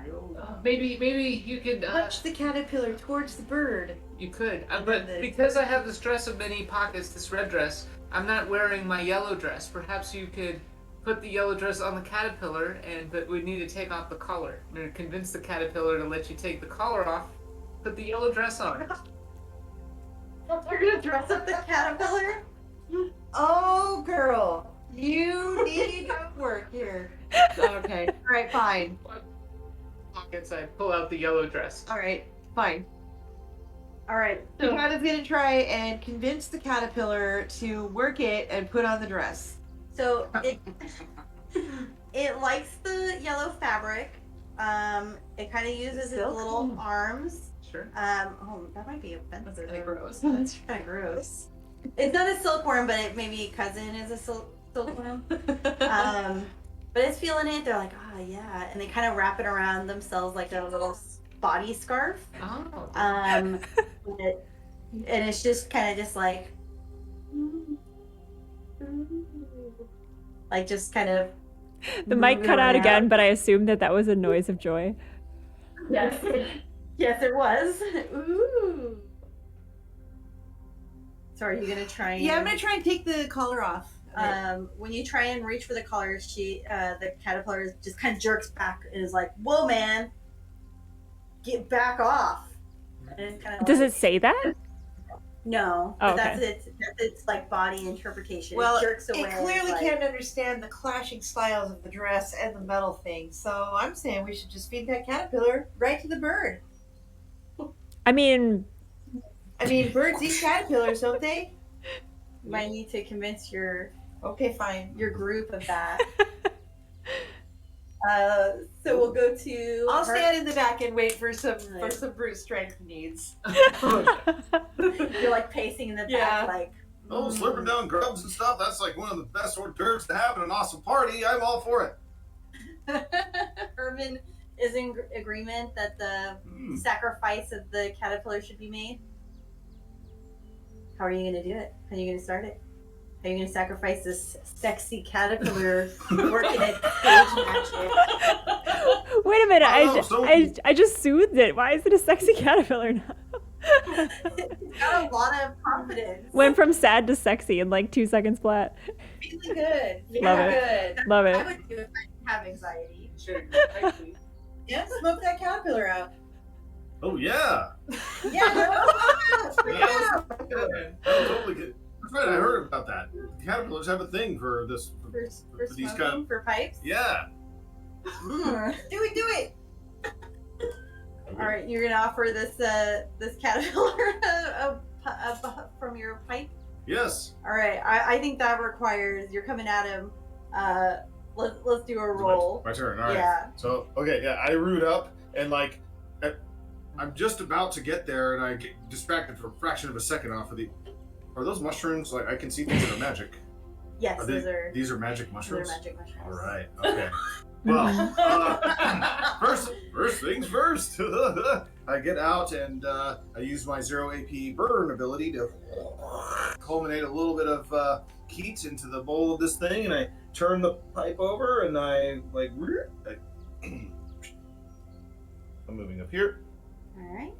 and I'm like, with the backwards, right? Yes. So it's facing. Mmm. All right. Go ahead and roll it. Let's see how the caterpillar receives Smoke them it. out. It's a tough 10. choice. Okay. So so the choices is that you offer up this pipe, and the caterpillar takes your pipe, but is highly reluctant on giving it back. Or the caterpillar rejects the. Wait, is that it? That's a success, but it's. Yeah, you succeed, but there's a cost. Yeah. So let's see. That means I have to give up my pipe. Yes. Oh, so you that- either have to give up. There's the camper. Yeah, you either have to give up your pipe, or A camper. the caterpillar smokes all of your stash, Ugh. and you're out of stash. Oh I- man. I look at my grinder, but then I look over at the mushrooms and I look at my grinder, and I'm like, I could have both. But, well, I'm going to get a really good deal, and this is going to be really effective if things grow just as much as they shrunk from last time. If I can carve off a few bits of these, few fins and gills of these mushrooms. All right, fine. You camping thing, here you go. Enjoy. It's really awesome. You're really going to enjoy the hell out of it. Here you go. And I burn a little more in order to get. I give up my stack. I dump more of it into the bowl as the thing is continuing to swell. Yeah. And does it look even better than it, and even happier than it was before? Yeah, it's like pretty. Yeah, Ermin, try to lure it out. Yeah. And you're I do that. like, as you're like Yeah. puff and then bring it back. Yep. All right. I think that succeeds, and the caterpillar starts Hurt. inching out of. I think he's glued in there, so he can't. Okay. But Don't. I didn't want to lose him, so he inches out further and further into the open space there, and Hey, unfortunately, you used up all of your stash Oh. to perform this trick. Okay. He's Um, bankrupt. Yeah, but now the caterpillar is far Bankrupt. enough. Bankrupt. You can- Why did that take so long? So the caterpillar is now too far away from its hiding hole to easily just slip back in. Oh. All right, Bach. All right. I noticed that it's out of its hiding hole, and I will move around it and put myself in the hiding hole position so it can't get back, and put my shield up. But I want to call that bird over here, so I take out a little ocarina and I tweet to try to call the bird over, because I think after this amount of shiny things that bird might be considered a friend and could hear it, but I'm not sure. But I'll give it my best boy. play Alright. to at least get the bird's attention, to come over and maybe get that caterpillar. Okay. So the bird hears your call, comes over, sees that the caterpillar is no longer in its hidey hole, and swoops down, grabs the caterpillar in its beak, starts shaking it about. It pops the can pop thing off, and it just slurps it and right down its gullet. Oh. Cheep, cheep, cheep, cheep, cheep. And then it's like, oh, cheap, cheap. And it's starting some of that stash. Oh yeah. And so it takes the third shiny. I don't think it'll come off of him, but Okay. and adds it to his stash, and it comes over to you guys and is just like so happy and grateful that you helped him get his shiny things, that he's just like kind of hopping around and kind of flying up. laying on Did the ground, caterpillar, flying- was it like an edible for this bird? Yeah, Yeah. yeah. It's like and they have faster metabolism, so it's not going to take as long for that caterpillar to hit. Oh wow. So it's kind of like up and chirping about and just like, hey, let's, it's very happy with what you guys have done. The caterpillar though is back to being a caterpillar and probably dead. Secondarily. Secondarily. Just pop this bird into it back to Stephanie and take her eyes. Oh. Well, we might, I'll sell your soul for we don't one know what else portion. is around here. Maybe there's something else here. But There's something else here for me. All right. I think so. You successfully trapped that caterpillar and called the bird over to do its little thing. So Layla, it is now your turn. You just saw this bird just eat a caterpillar you made happy. Yeah, I think Layla is going to. She wants everything to be in harmony, and she hasn't quite accepted the fact that the circle of life requires some things to die. As the doctor, she would love if everything could not die. She's not a very good doctor, so she's going to. I think turn to the rest of the party, just kind of with her hands outstretched, almost helplessly. And again, she's got those long, just like very joint heavy arms. She's part bug, part mantis. Something's not quite human about her. And she's gonna look to the rest of the party and say, "Wasn't there another way? Couldn't we have saved them both? Should I go in there and see if he's okay?" Whoa! Like the bird? Mm-hmm. Did the bird eat the worm? yeah. Yeah. Oh yeah. It shook it about, popped its little pop. Well, that's Tab just on. nature, you know. That's just nature. I don't think you need to go. I mean, I think it would really enjoy that. I don't know if you would. Oh, all Birds right. eat bug. Yeah, it's nature. Nature's a cruel mistress. I just So from want to your- do my best to help. Save everyone. The bird looks pretty pleased with how things worked out in its favor. Cheep, cheep. It gives an encouraging cheep, cheep to Layla. Layla's gonna try to pat the bird in an encouraging way as well, but she still has her blades out from earlier with the earlier threat, and she's very clumsy, so she's gonna attempt to be gentle, but it's Layla. Don't stab the bird. Are your blades like, are they shiny? Yes.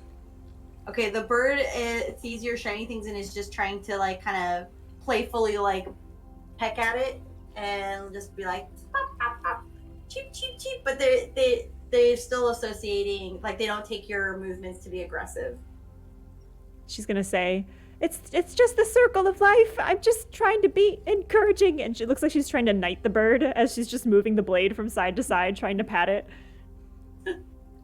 The bird is now knighted. So as, bird. so as you guys have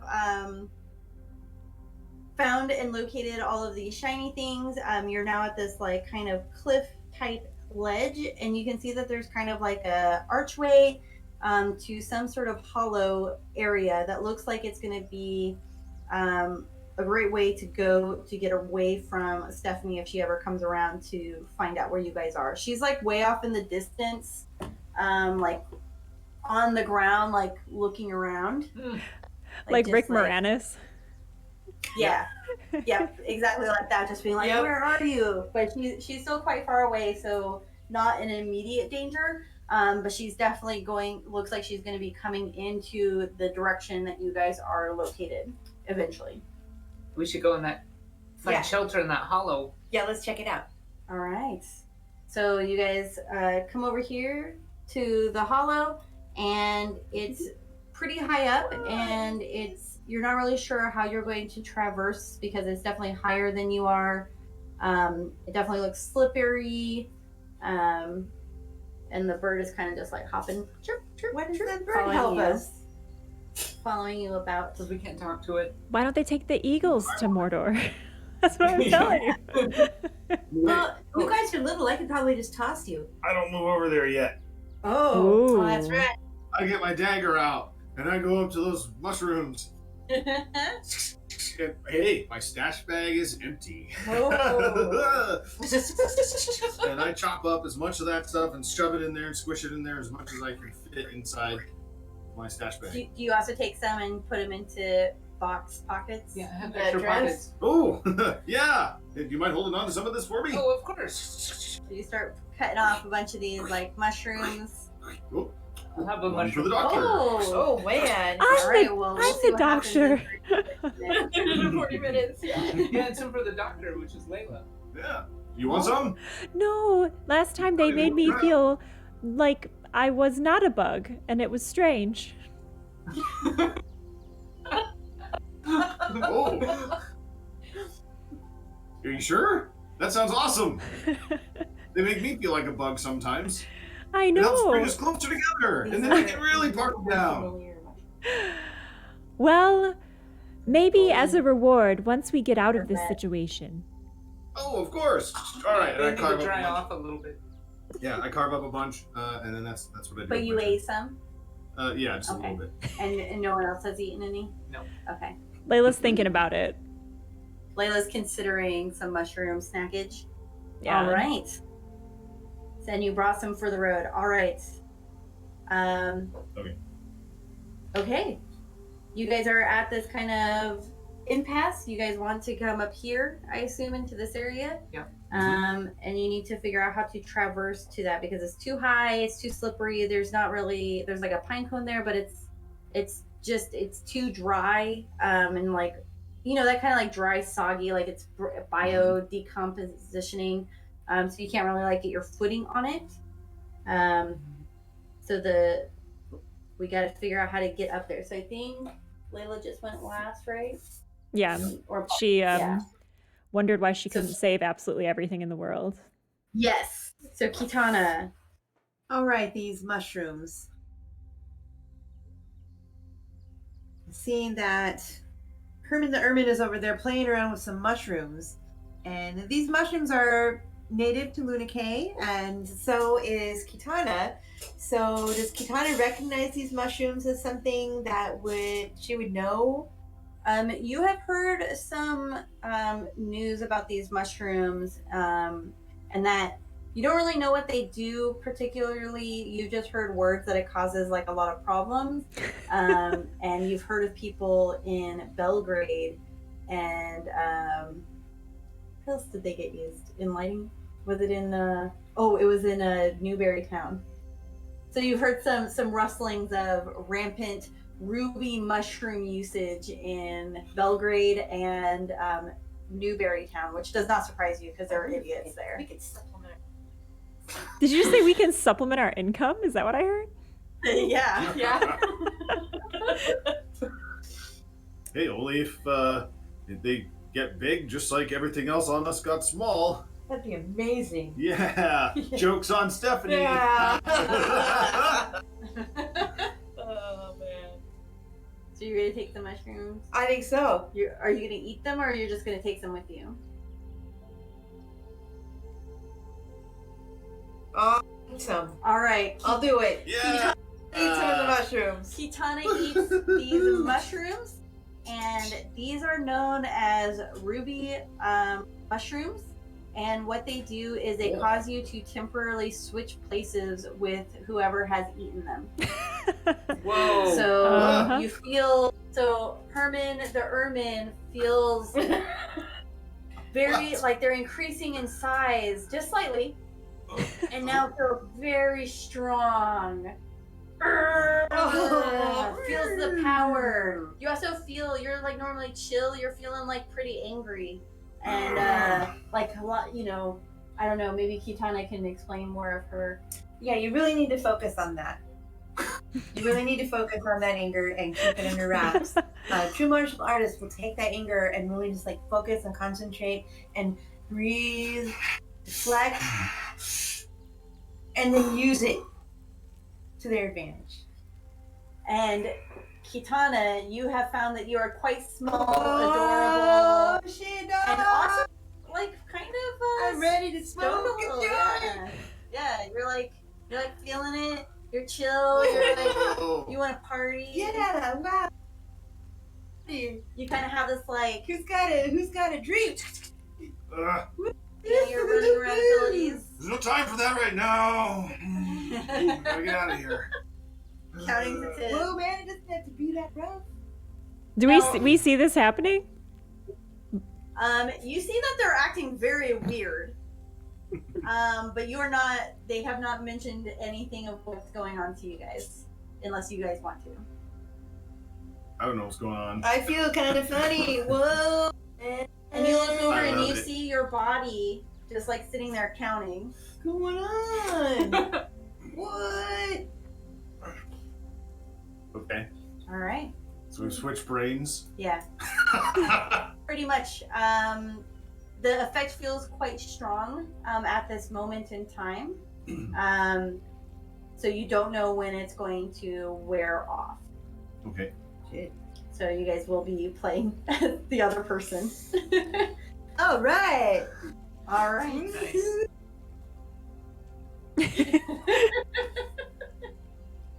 Your abilities. Dun, dun, dun. All right.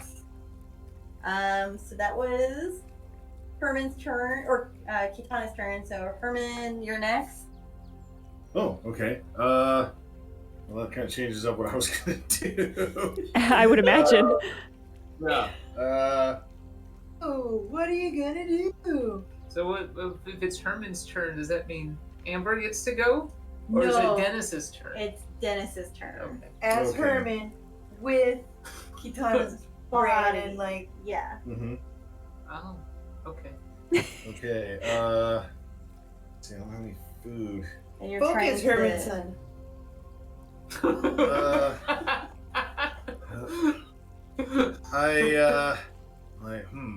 What would I do if I was me, but not me? I'm gonna try to move around to the bird, Mhm. and I'm gonna not like punch it or anything, but I'm gonna like start pushing it like towards the lip because the bird's pretty big. Yes. I want to run. I feel really fast still, right? Yeah. All right, so I want to run up the back of the bird and jump, if it's close enough, to the ledge and see if I can jump up there. Okay, so you kind of just like So push. I'm just like trying to encourage Gently and push, coax them. gently encourage the bird to just Bird, like like, cheep forward a little bit. Yep. And then, Use it as a ramp. yep.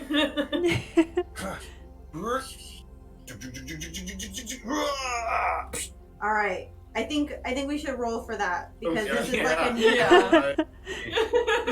new found 13. Yeah. 13. Success. Yeah, Success. Nice. All right, you did an amazing feat. Without compromise. The bird kind of These looks long legs are around great.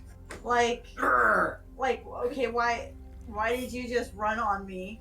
And it kind of just lays down with its wings spread.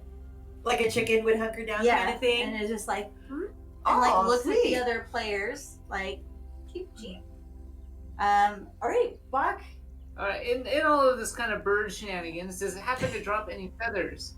Yeah, there's definitely like some smaller downy feathers that have been dropped. Okay, so I'm gonna see if I can gather up those downy feathers and use it to like put on the swampy wet ground to see like to maybe make it more stable so it's easier to kind of like climb up this thing or maybe not make it so wet.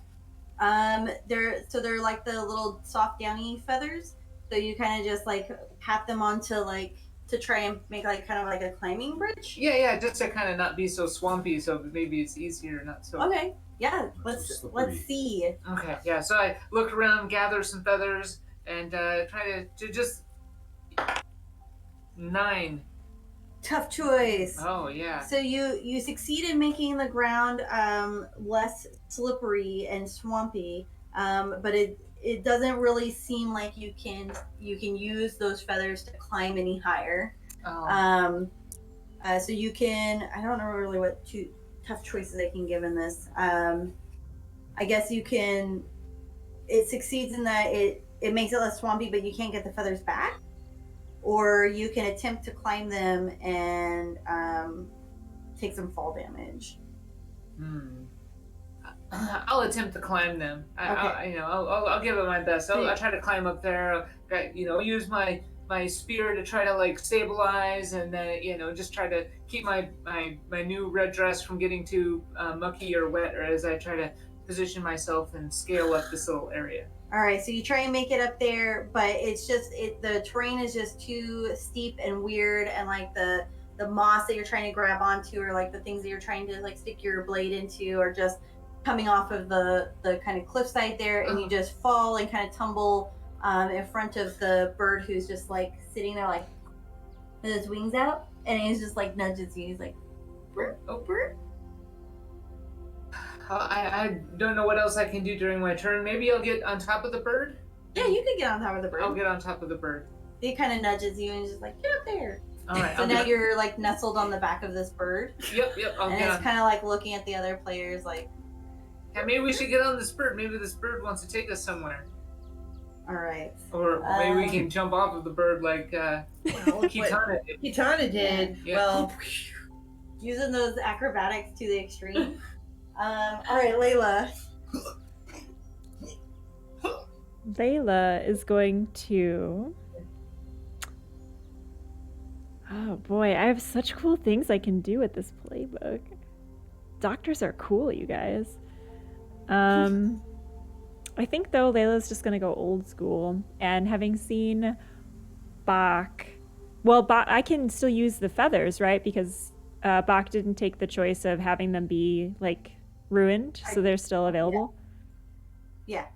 So I think Layla would see Bach's original intention now up on the bird, and man, I want to do something with that attempt. So I think she'd try and gather some of the feathers, and just like a reversible rug, if you soil one side, you flip it over and you have the other side. So she will flip over the gross part of the feathers and get like a nice dry ramp going, and I think she will attempt what Bach did, but just with the other side of the feathers, and maybe luck will be on her side as she like gives Bach a little salute on top of the bird and says, "I'm gonna try." All right. Oh no, I think we lost audio. For me? Oh, it came back. Okay. Oh, Sorry. she said, "I'm gonna try." All right. Give it a roll and see if you can make some feather magic. I don't think so. That's a 6. That is a 6. So same choice. Of choice. You can render the feathers unusable at this point, or fall and take some damage. If I render them unusable, do I still like what happens to me? Do I still get to move forward? Yeah, you can still. You don't get to the top of the area, but you're still at the ground level. Oh, okay. I just have a bunch of useless feathers. Yeah. Well, Okay. you could use them for other things. You could make them into quills. You could fashion them into something else. They just aren't useful for climbing up this kind of cliffside. That's fair. I think I'll go with that option. As Layla is just like, I tried, and she just has all these like mottled, disgusting feathers in her hands, and just kind of like, They're all sliced up from your knives. just like someone stabbed a pillow. Yeah. And you could potentially follow Bach on climbing onto the bird if you wanted for the rest of your turn. Yeah, That's she'll right. she'll attempt. She pushes her glasses up on her nose, and they're those really big round ones, and so she has like the anime glint go over her eyes as she's like, "All right, here I go," and she's just going to try to run super fast up the tail of the bird and leap on back behind Bach. Oh, you're gonna. Okay. So you like run up and jump on the bird like a steed. Yeah, yeah. Saddle up behind Bach. Yeah, I think that's possible. The bird is stable. It's like hunched down low enough to where that's a possibility. All right. Kitana, you are a little ermine. Feeling pretty good. feeling pretty good. I'm feeling a little weird. I don't know, man. The bird looks a lot bigger than it did earlier. My teammates look a lot bigger than they did earlier. And I see myself up on the ledge. Yes. Kind of a mind fuck. Yeah. All right. Well, using the bird as a ramp to jump up is kind of a good idea, but there's people on there now. Yeah, birds of a feather. Yeah, okay. What I is guess I'm what in- is the phrase in your land? Flock together? Is this it? Yep, Yes. yep. Together, flock it up. It We're, means- we're gonna flock it up. All We're gonna right. flock it Let's flock. up. Did I say that right? Yes. Yes. All right. The fighter is the urban 6'2" fighter in this little 3.5 foot, 3'11" Yep. urban. Yeah. Okay. Gonna try and get on this bird. I guess. All right, so you. Gonna try and get on the bird and see what happens. I'd like to try and jump off, use it as a ramp, and kind of get up there with my body. Like, am I seeing things in slow motion? Like, I really want to get up there, but now I just have to like manifest it. Yeah. All right. So you hop on the back of the I'm bird. gonna manifest it. I'm gonna make it happen. The bird is like kind of like gets up This poor with bird. all of you on its back, and it just walks over, hops slightly, and now you all are up there. Oh, nice.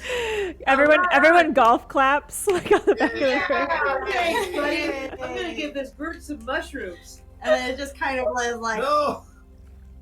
all right, bye, and it leaves to its shiny stuff. So you just shove him in there. All right, you guys are Thanks for the now. help, buddy. We did it. All right, you guys are now into the second tier. Here, Oh boy. do we need to kind of move the board around a little so everybody can see? So. Because I can kind of, we can turn it. What do you think, Amber? Can you? Oh see? yeah, I'm okay. I'm Okay. good. All right, we're missing somebody. Somebody's falling over. All right, so you guys are now into this area, and you can see that this is kind of a newer area. It's a lot darker. It's in the shade. You can see that there's like this like very interesting like almost pathway river type of thing onto your left. It's making kind of a crackling sound that you can hear. You see some commotion off to the right. Pretty much it's just kind of like this magical bioluminescent glow area. And yeah, this is like kind of the next part unit. So what would you, who do we end up? Smallest ball of yarn. Yeah, we ended with Herman being played by Amber. Yes. So now it is Herman's turn. All right, Dennis. Kitana's. And as some time has passed, like maybe, I don't know, like 10 minutes, you start to feel maybe a little nauseated. And you find that you are not feeling so good. And it's very irritating. I turn around. I punch the ball of yarn that's right behind me. So next to you, you see there's a pedestal. You just punched it. It's knocked over. Does it make me feel any better? It doesn't. It should, but And you're definitely going to hurl. Oh God. No. It was a small ball of yarn, you said? Does someone need a doctor? That's me. Dennis, that was a gross noise. Ew. Ew. Cut. where's that card? Where's that Where's pause? that pause card? Oh, yeah. Pause. Stop. I found a trigger. It's Dennis's realistic vomiting. Ew. With the burping in it. Kitana, you are also feeling not so great, and you see that Herman has Yeah, that's a just. chain reaction. Threw If I up, see yeah. somebody puke, I'm gonna puke. Yep, I think at this point Layla's like, restore. She's just gonna try to heal everybody as quickly as possible. So you're making them feel better. They're puking up mushrooms. You see chunks of mushrooms come out, and then a wash comes over you, and you now transport back into your own bodies. Whoa, that was messed up, dude. Oh. That's what happens when Although- you fresh. I kind of feel like I would have smoked pipe weed. Oh, wait. Man. Where'd that come from? I just noticed restores like a crazy amount of AP, so I think I can only do it to one person. Nobody was actually injured. It says by- restore, you touch a living creature, completely restoring them to their normal state over the next few minutes. So I feel Oh. like that's like a conditions kind of body switching cure all, but it is 7 AP, so that would be all my remaining AP, except for 1. I have 1 left. Oh, I would maybe say maybe you didn't mean that. You want me to save my AP? Is that what I'm hearing from the It GM? was wearing off anyway, And right? you were kidding. Yeah, the mushroom stuff was wearing off, so there wouldn't have been any state for you to have restored. Okay, she'll say it anyway, but she says it in the wrong language. She says it in her bug language, and it doesn't work. And she's just like, but I'm sorry, I forgot which. Sorry, I get my wires crossed sometimes. Well, but I feel better. I feel fine. And like that was awesome. Oh, I can't wait to do that again later. But maybe later when we're not tiny and gonna die. Yes. Well, So if we get big, those mushrooms in our bag, the mushrooms are gonna get Yeah. And everybody can do it. Yeah. Oh, So What now do you you guys know? are back great. into your normal bodies. Herman, you still have your turn. So you that didn't take up too much time for you to Oh, work it up. You did punch but I knocked this. that thing over. I go pick it up. You go pick it up. I want to be respectful to the artifact, the amazing smallest ball of yarn ever. There is And- a plaque on it, a Yeah. golden plaque. Is there an asterisk on this one?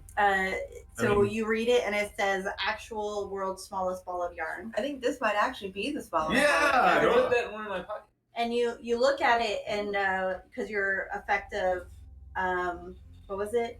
Noticing magic items. And You yeah, say- I can see things that are magic or a magic Yeah, aura, and I so- can also see things that are illusion. This ball of yarn is definitely magic. Whoa! No, I don't think that we should. Well, firstly, Stephanie is I knew it. She was a stand-up lady. This And guy. but I mean, if we take it and this stuff wears off and it works like the mushrooms do, then it won't be the smallest ball of yarn anymore. The ultimate prank. That'll be the trick on her. Yes, you totally should grab it Yes. and put it in one of your pockets. Smallest Alright, ball of yarn. Bach, are you gonna take that ball? It's quite big for how Small it's supposed Small to it be. is. Relative to who?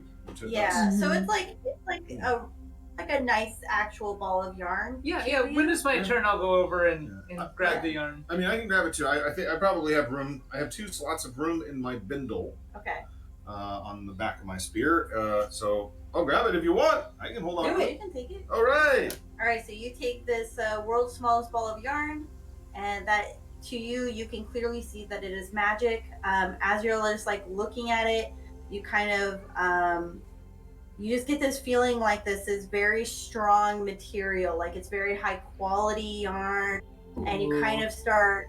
You can like kind of unravel it if you wish. Okay. Yeah, what's If it you, all if you about? really kind of like miss. I do a little bit. I don't want to do the whole thing, but I just like.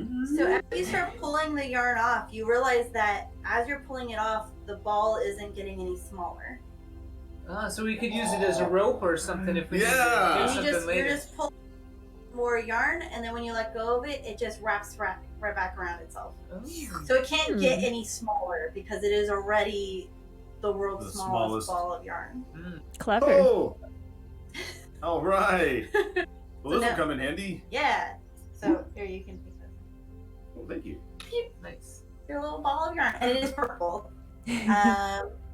All right, it is Bach's turn. Baka's gonna come check out this river of strange-looking things.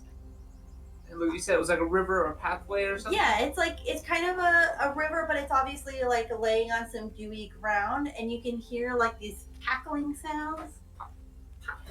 Hmm. And you see some like action of things just like going, and little pieces of it like breaking off and shooting off in all directions. And then you can see that it is leading to what looks like a discarded open wrapper that says Pop Rocks. I see. Wow, what strange and mysterious place this is for the landscape. Yeah, I'll go up to the pop. It's like rock candy of a kind. I will look inside the bag. Is there any non-popping rocks? There are no more left inside the bag, but you could easily pick up any of the Pop Rocks that are on the ground. You do recognize this as a fairly common child's candy. So you do think that it's probably just discarded pop rocks. But since you're so small, the veracity and chaos of these popping candies is a bit more aggressive than you would initially suspect. Well, could I put my shield up to kind of prevent for any of the veracity from getting close as I try to get one that hasn't quite popped all the way, like maybe is kind of near the surface or something that. Yeah. And I'm gonna see if I can get a nice size one, maybe a basketball or. Yeah. Or yeah. something. I think you can. You can. You're sitting there with your shield. You're deflecting off some like wayward like pops that are smacking your shield, and you pick up a nice dry clump of pop rocks that you can then bring with you, and hopefully it doesn't get too wet. Yeah, if we ever get large again, this will be the largest pop rocks. You can start up your own gift shop. Yep. Damn. You can really do some damage. Mm-hmm. Yeah, maybe. All right, so now you are in possession. You can put that in one of your pockets. Okay. Or one of your items. I don't know why, I but it came into my head like, what would it look like, the world's largest pop rock? And on the plaque it says, the world's largest pop rock, the world killer. Boom! It just like explodes. A pop-elliptica. Oh, yes, good. Perfect. Yeah. I'll be finished with my turn. Yeah, you better. Oh, God. All right, Layla. It is now your turn. You just saw them knock over, pick up a ball of yarn, and Bach has just picked up, approached this kind of dangerous-looking river and took some rocks. It's gonna shred it. Tried it.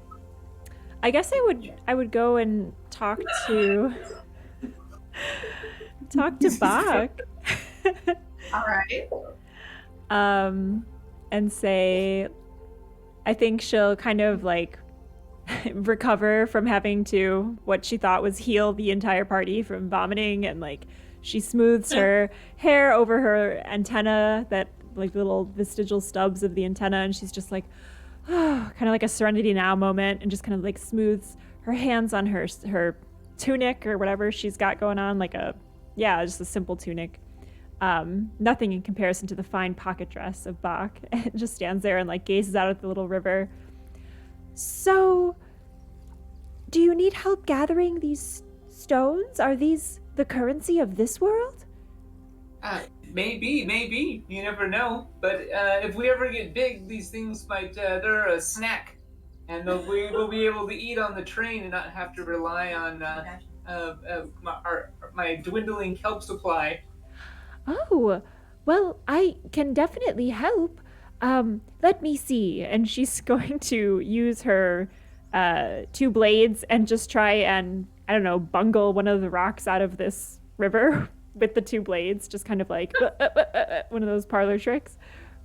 Yeah, I think you would easily be able to break off a hunk of the rock. You maybe popped off more than you expected, but enough falls out of the way of the kind of waterlogged pieces. Maybe there's some pieces that you're kind of like trying to avoid, but you successfully managed to free maybe a couple medium-sized pop rocks. What color are they? All right. Very cool. Oh, sorry. Did you guys hear me? Oh, what color are they? Oh, you have a pink one and a blue one. Watermelon? Excellent. Yeah, watermelon and blue raspberry is what it smells like. Excellent. Right. Excellent. If you're familiar. And the one that you got Bach was pink. I had a pink one. Yeah, you Thank got a you. pink one. As you are freeing the pop rocks and kind of setting them off, you hear a sound directly behind you. And you turn and you see Is it a giant cat? it's a giant cat. And you see some ants, and these guys are giant, and they seem to be gathering around a knocked over giant vessel of some sort. Oh. Giant ants, huh? Mm-hmm. Are they larger than normal ants, or are they ants that are giant to us? They are giant in every sense. They're Ooh. enormous. And the fly is quite enormous, more so than like to scale. So these are 50% their size. Kaiju or battle. more.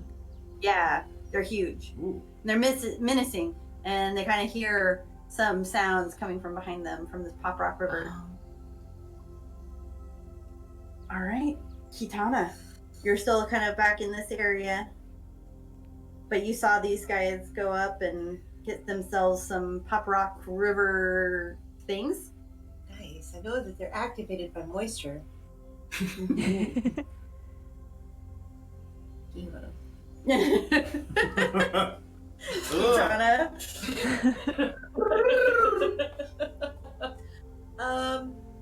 All right. Well, I think that Katana's going to go over and check out the Candy River. All right. While keeping an eye on that fly and those ants. Like, what's their situation? What are they into over there? They're eating some sort of substance on the ground. Is And it coming out of the vessel? it is. And pretty much each bite they take, they are getting a little bit bigger every time. Oh, Mhm. what? We need to stop. We need to make sure those. We need to eat that. Yep. Dun, dun, dun, dun, dun. All right. Well, I think that Katana's gonna run over and just start eating. Chomp, chomp, chomp. Whatever it is. So you're gonna run towards the giant and the giant fly. No, To okay, eat. maybe not.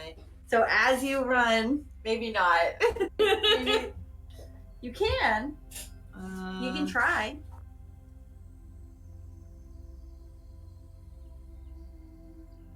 Nope, Yeah, I'm gonna yeah. stay with the rest of the crowd. I'm gonna stay with everybody else. I'll pick up a bunch of those weird popping rocks. One per skill. You could get their attention. Oh, Because they're like chomping away. Thank you. I have all these great cards with all of the skills that my You don't character have can to. use. But I was just So- thinking. This game system is particularly interesting in that it's very simple. You can just like get a character playstyle right out of the book. Yeah. And it has everything that you need for that character. Yeah. Or you can do what like Bach has done and get stuff from Multi-paths. different builds in the book, and you can get really, really in depth. Yeah. It can get really crazy. But I feel like the ones that they have that are in the book are they're pretty solid. I mean, like they're almost like a pre-gen kind of. Yeah. And it's a pretty solid pre-gen. So as you're watching these ants eat this, they're just getting bigger and bigger. Bigger? with All right, every- yeah. Okay, I'm gonna do a provoke. So Heck provoke yeah. costs zero AP. You make a nearby creature angry at you by saying something or making a rude gesture. For the next minute, the target focus all of its attention on you, ignoring all others. The effect ends if the target is damaged by another creature or if hostilities subside.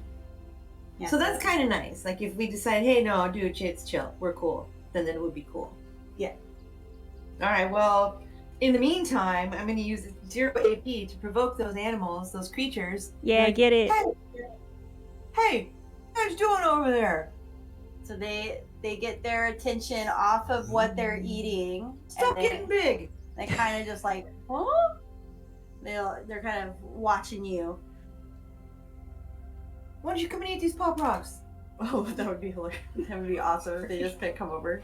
Like, mmm. Okay. So they have their. You didn't see nothing. There's nothing there.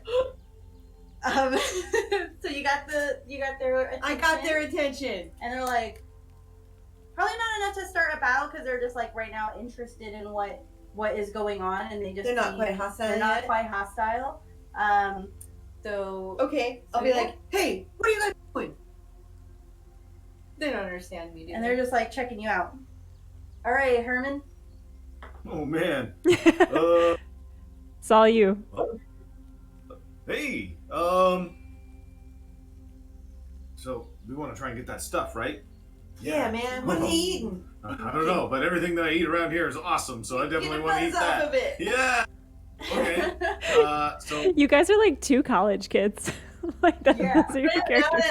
that, like, Kitana's had a perception from Herman. It's like, wow, I had told okay, sometimes the best way around is through. right on. I've definitely Yeah. learned a little bit of your perspective from this adventure. I'm gonna go try and run through the two of those bugs and see if I can slurp up some of that stuff that they were eating.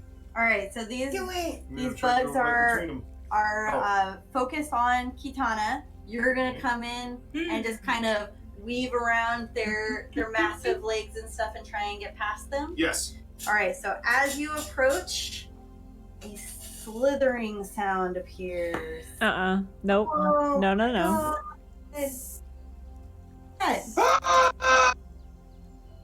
A giant snake has entered the. Well, it's not a giant snake; it's a normal-sized snake.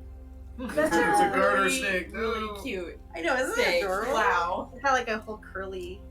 that's really cute. Bring him out. He'll have his whole body out. Funsies. And it looks right at you, Herman. And it is not happy. Oh man, be careful. Every party really needs awesome lights. I reach up to the sky and I will spend 4 AP Oh. to Yeah. shock this thing. I have an ability called Shock, which brings a bolt of lightning and a thunderous, deafening blast from the sky. And I will get this party started. Woo! Rave it up for 8 points of damage. Alright, let's roll. See what happens. 3 3! fails. No! Alright.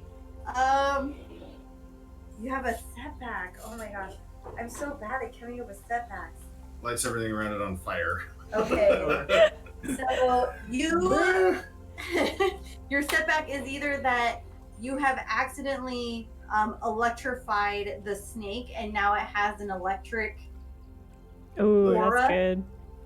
that it can now damage things, or when you were creating your light, it kind of backfired, and anybody within the arena takes a hit point.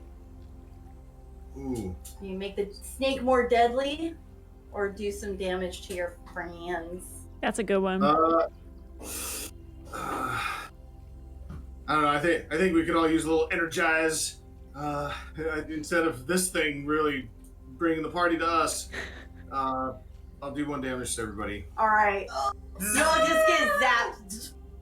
Look, my Watch it, shield. Herman. So 1 damage. My shield becomes electrified. And it absorbs some of that damage. Ooh, And cool. the ant and the fly also takes the damage. And I Wow. don't remember what happens with your provoke if they are. Yeah, if they take damage, it. Turns it off. The effect ends if the target is damaged by the creature or has suffered. Yeah. So now they're pissed. Oh, No, go! Now you made them bugs angry. I've The done it. ant like rears up, and the fly's just like kind of flying around, Buzz, bumbling buzz. around, buzz buzz. That was an amazing aggressive buzz noise.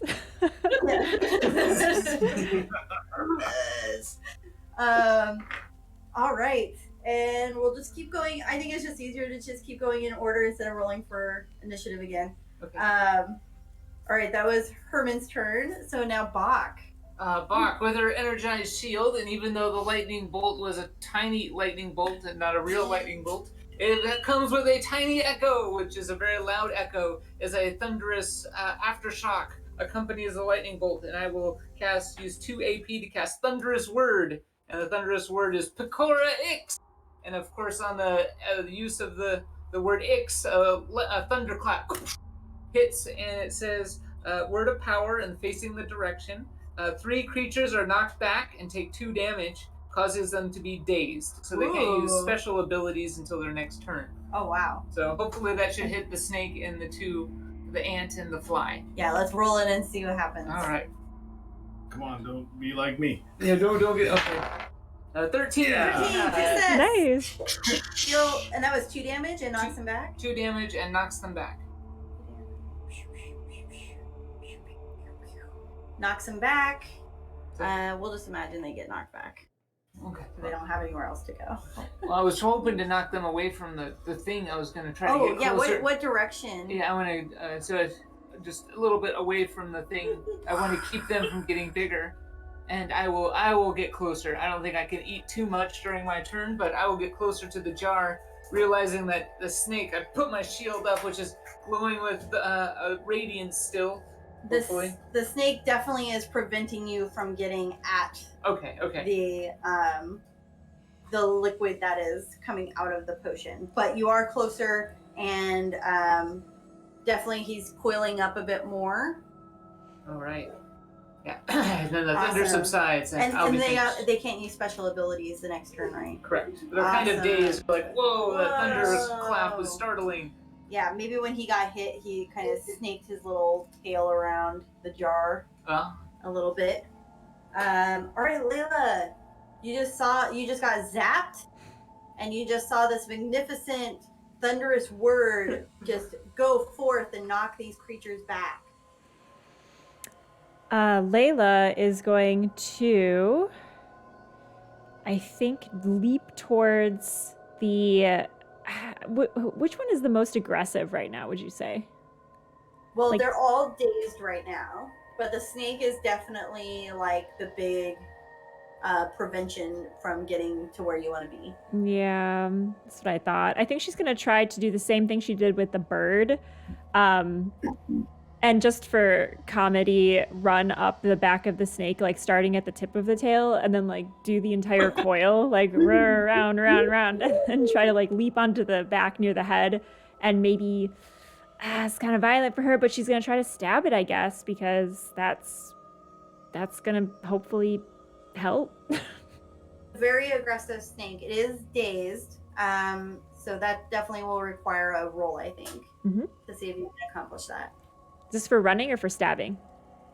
I would say, yeah, for both of those actions, we can do one roll Okay. to see if you can accomplish. Ride the snake to Ride the the lake. snake. As a 14 for riding the snake. Oh my Oh, gosh! yeah. Yes. And you stab it for 1 damage, or is it 2 with your? I I think it's 2. think it's 2, but yeah, I only did 1 blade because she's not incredibly aggressive, but she does want to protect her friends. All right, so you jumped on the snake. It reels back from the damage. It starts coiling its tail tight around the bottle and around the entrance. But you are on its head. That's awesome. Yeah, so you're riding the white snake. It's not white, but it was Sure. going with our illegal substance thing. For this You're very right. whimsical and like kid-friendly episode of like candy and animals and drugs. Candy is the first drug. Yeah. It's the gateway. Sugar is the first drug. Yep.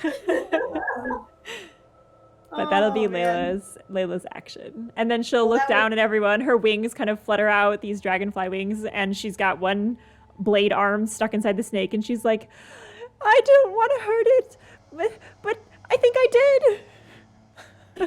Yeah, we're all cheering you on. Yeah. All right, Kitana. All right.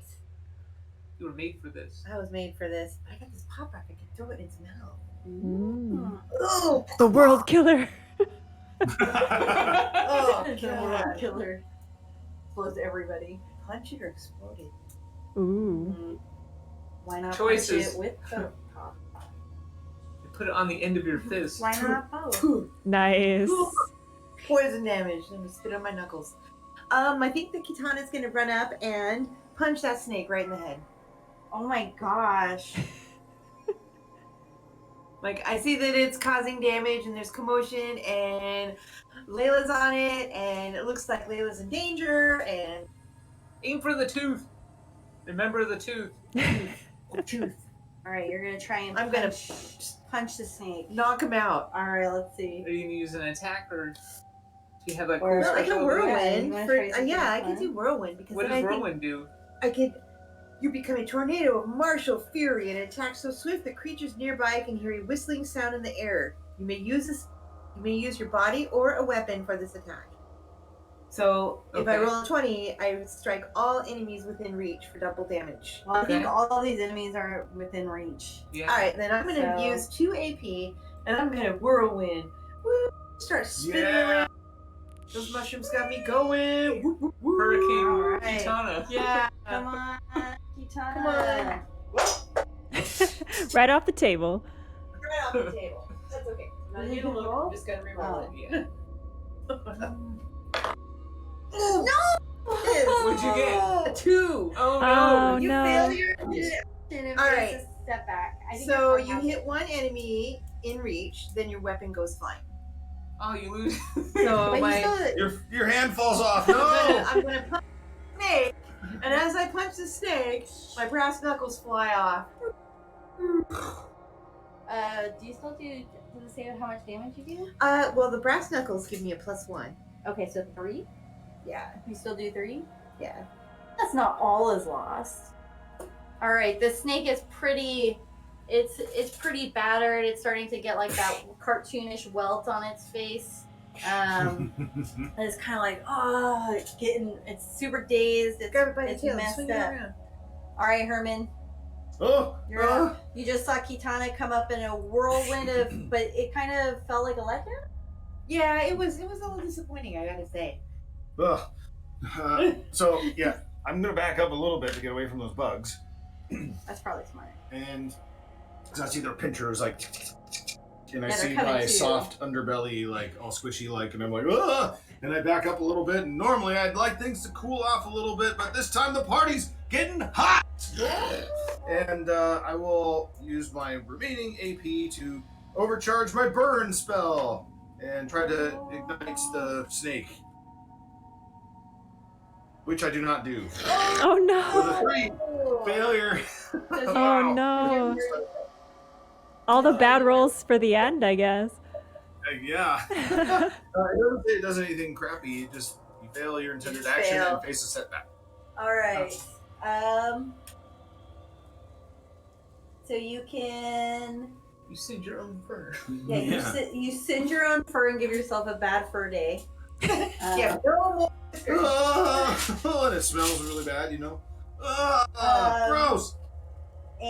Or the fire just didn't go off as you expected, and it kind of spooked you, went off in the wrong direction, and knocked you back further away from the fight. So I guess the disadvantage would be that you remain in the fight, but you're I have social consequences yes, later yes, because it you smell look like burnt hair. yeah. Or Ugh. you get knocked out of the arena and have to make your way back, which could put your friends into additional jeopardy. Nah, you know, I suppose this will be a great this will be a great cause for a cool story if anyone asks. So yeah, my fur is all singed and my whiskers are all like, melted off and like I stood up instead of shut up. And,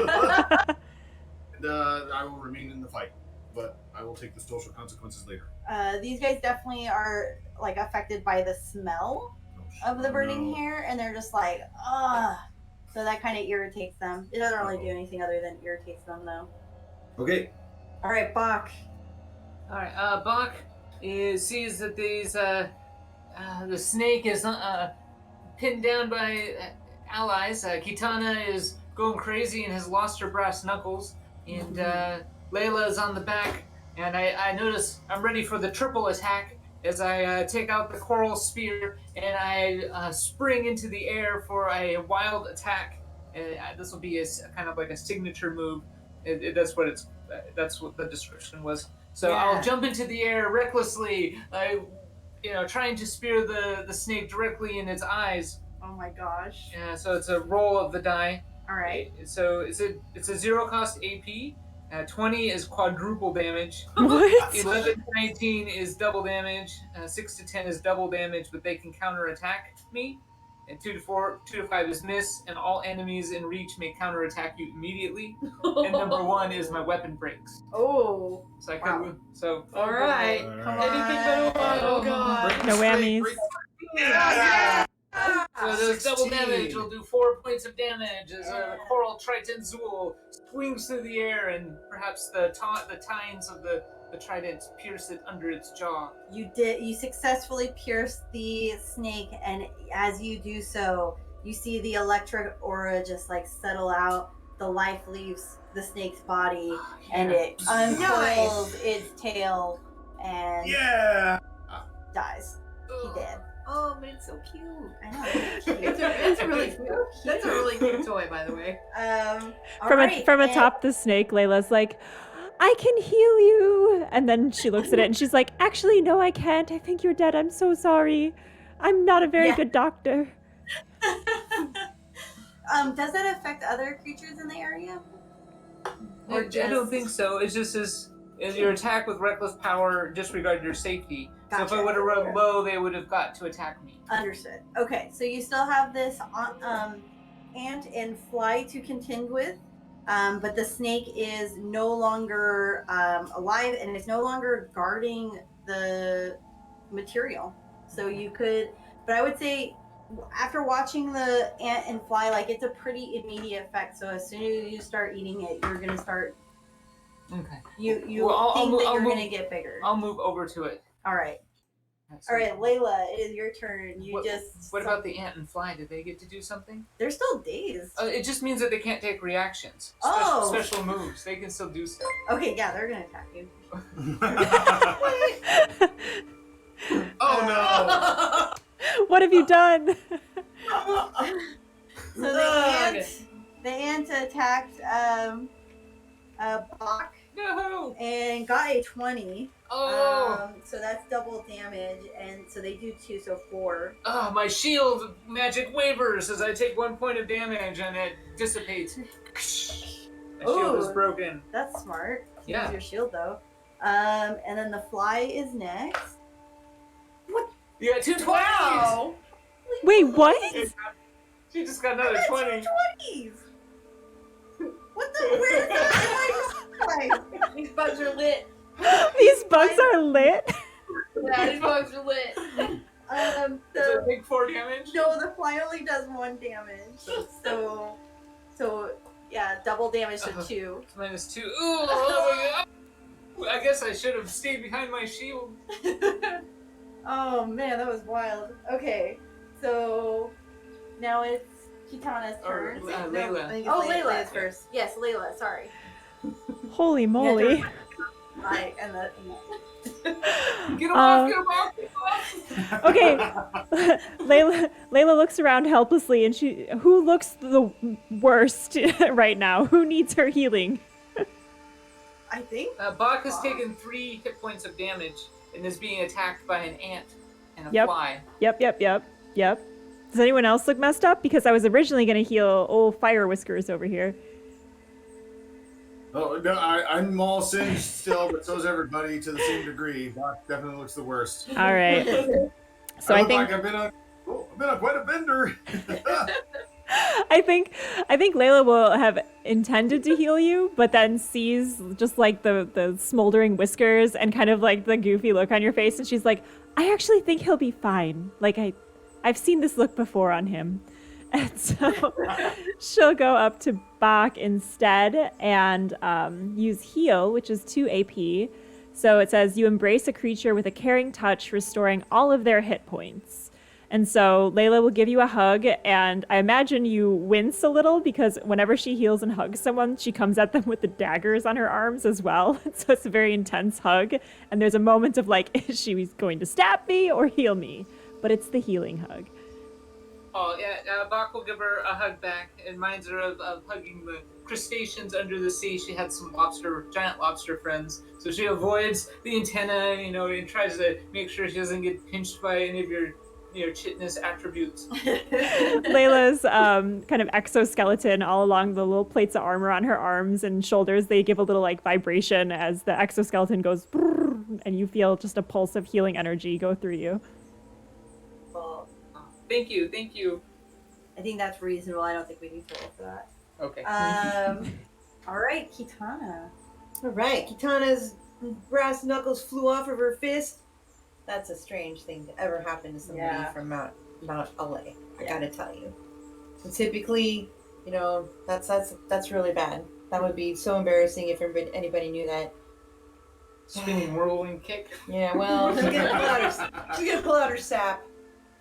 Oh yeah. Yeah. Yeah. Pull up the sap. Yeah, You gonna she's sap gonna pull out that a sap and sap that fly. Right on its little fly head. All Fly right. sappers. Let's see what happens. Sap that fly. Right here. Yeah, I do. I want to use your dice roller so it doesn't fall on the floor. Four. No, I'm not gonna sap that thing. That's a failure. All right. Yep, that's a setback. And All a right. Oh god. So you lose my sap? no, I don't think you're gonna lose your sap. I think that the ant gets an opportunity of attack, Shit. or your sap kind of went out of control and you ended up Hitting me. smacking Herman. back Oh there. god. I'll take the attack. All right. 7. So they do not succeed in their Yes. attack, but they Nice. tried. Whew. You just narrowly missed that fly just being like. I imagine that's how the fly would attack. My favorite. Now we've devolved from like what noise do snails make to what noise do flies make. Love it. Definitely a whiny, annoying sound. Yeah, like a baby. All right, Herman. I still have I actually have a bow. It's a little short bow with a couple of arrows in my bindle, and I'm just like, bing, and try to launch an arrow towards the fly. Yeah, let's do it. Bing. All the dice fall on the floor. Awesome. Reroll. Where'd it What'd you go? get? What'd you get? Oh, I see it. The That's a 20? journey. 9. 9. Tough choice. You succeed, but there's a cost. So, you fling your arrow. It hits the intended target, but the arrow breaks in the process because you can recover your arrows. So the arrow breaks. Ugh. So you can't reuse it, or your you do the damage and your bow string broke. That's when you can use that killing glass. Yeah, oh yeah. That's Okay. Well, I got something to fix my bowstring, so I will let it. I will. And and repair it. I will repair it later. All right, And sounds good. So I can't remember. I think the arrow does 2. It does 2 damage. Yeah, Yes. 2 damage to the fly. The fly is unable to fly. Another Alright. arrow stuck in it, and it seems to be on its last legs. So it's not as interested in buzzing around town and messing with stuff as much. But it's still a danger. It still got like a Okay. chompy face, and I don't know. They have like a weird sucker mouth. Or something. Yeah, that would. Proboscis of some sort. Yeah. It's gonna like lay Yeah. on your steak later. Not if I have anything to say about it. That's it's Only after it's landed on a turd. yeah. All right, Gross. Fuck. Bach sees that the fly is on its last legs, and normally, just like the snake, it tries to aim for the eyes, but the fly has so many eyes, so it decides to stab at each one of the facets as I do like a quick Ooh. series of jabs. Yeah, and I guess I'll use wild attack again, All right. and zero AP, but hopefully they don't counterattack me or I break my weapon. It's a 3. Probably. I Oh. mean, all enemies within reach can counterattack me. All right. So the fly got a 13, so that is a success. So that's 1 point of damage. No! And then the ant got a 16. Which is That's also so a Also a success. success. So 2 damage from Ugh. the ant. Quest Oh, has man. high highs and low lows. I feel like my wounds got healed, but then just as my confidence went up, so did the enemies as I missed the eyes. Alright, I'll be finished. All right. Layla, can you save the day? Help! Help! Layla can't, probably, but she'll try. I think Layla feels a great sense of commiseration as the fly can no longer fly, and her own kind of gossamer dragonfly wings flutter a little bit, and she touches where her heart maybe is. You know, you're not sure. It's kind of looks a little off on human anatomy, but maybe for her, a spot on. And she kind of nods and says, I understand, friend. But unfortunately, you are attacking my friends, and that means you're not my friend. I guess. I really don't want to hurt you. I'm sorry! And she's going to run at the fly and attempt to stab it with both blades. All in. Yeah, let's do it. Oh, that's, Slice, that's slice. aggressive. Yeah. I know. Gotta save my people. All right, let's see what you roll. That was a really weird roll. That's a 6. That's all I can A roll, 6? apparently. You succeed in your action, but let's see. I have a list of things that I think you succeed, but your knife breaks. One of them does. Ooh. Or the ant that you walked past attacked you. I think maybe the ant would attack me because I'm pretty clumsy, and so I'm just kind of flailing with all of my long-limbed bug-like arms and not really paying attention. Got a 14, so it does 2 damage to you, but you successfully stabbed the fly, and the fly is now dead. What's the total HP that we have? 10. 10. Okay. The fly you guys successfully Nice. mutilated. And some green goo is like coming out of its mouth. Yuck. And out of the arrow holes is just like Gross. and it smells bad. Punch that ant. You're gonna need to. I think maybe that's what you should do now. I'm gonna. Because that ant just attacked. I saw that Layla. ant attack my. You attacked the doctor? Yeah. A kind doctor who Good would doctor. never hurt you. You would I never heard anything from that. You would never hurt a fly. Oh my god. It's so good. Layla stands there with the green goo dripping off both of her arm blades, and she just kind of goes, Well, maybe. I'm gonna use 2 AP and charge that sucker.